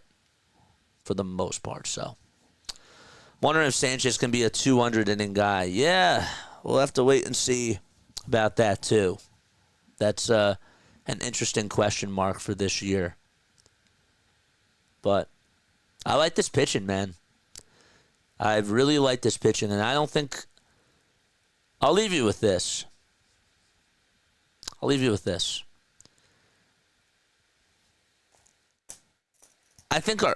don't think our pitching gets enough love. I don't think our starting pitching gets enough love from Major League Baseball because they look at the team and they say to themselves, well, what a high-power offense this team has with Kyle Schwarber, Bryce Harper, JT Realmuto, Alec Bohm, and Nick Castellanos, and they overlook our pitching. I do. I genuinely believe that they overlook our starting pitching, the national media. And if the Phillies do go far this year, the main reason why is going to be because of their pitching. And look at how great they've done so far in spring training. Just keep your eyes on the pitching, man. I think that the pitching is going to carry us. And realistically speaking, that might be the only way that we get to the World Series, is to have the pitching carry us, whether you like it or not. It shouldn't have to be the case. It should be both, right? But guess what? Everybody thought that the Eagles' offense was going to carry them. And while Saquon Barkley did carry that offense, that defense was scary, scary good.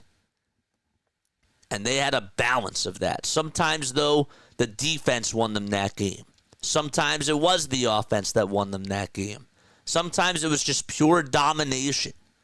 And I'm hoping that we sort of get that type of a feeling with the Phillies this year. But I think more so, rather than not, the pitching is going to bail us out time and time again this year. So just be aware of that and just be conscientious of that is what I'm going to say. All right. Love you all. I'm done. I'm going to wrap it up. But I will catch you all tonight at 7:30 p.m. Eastern Time. All right. Bye-bye. Catch you all in the next one.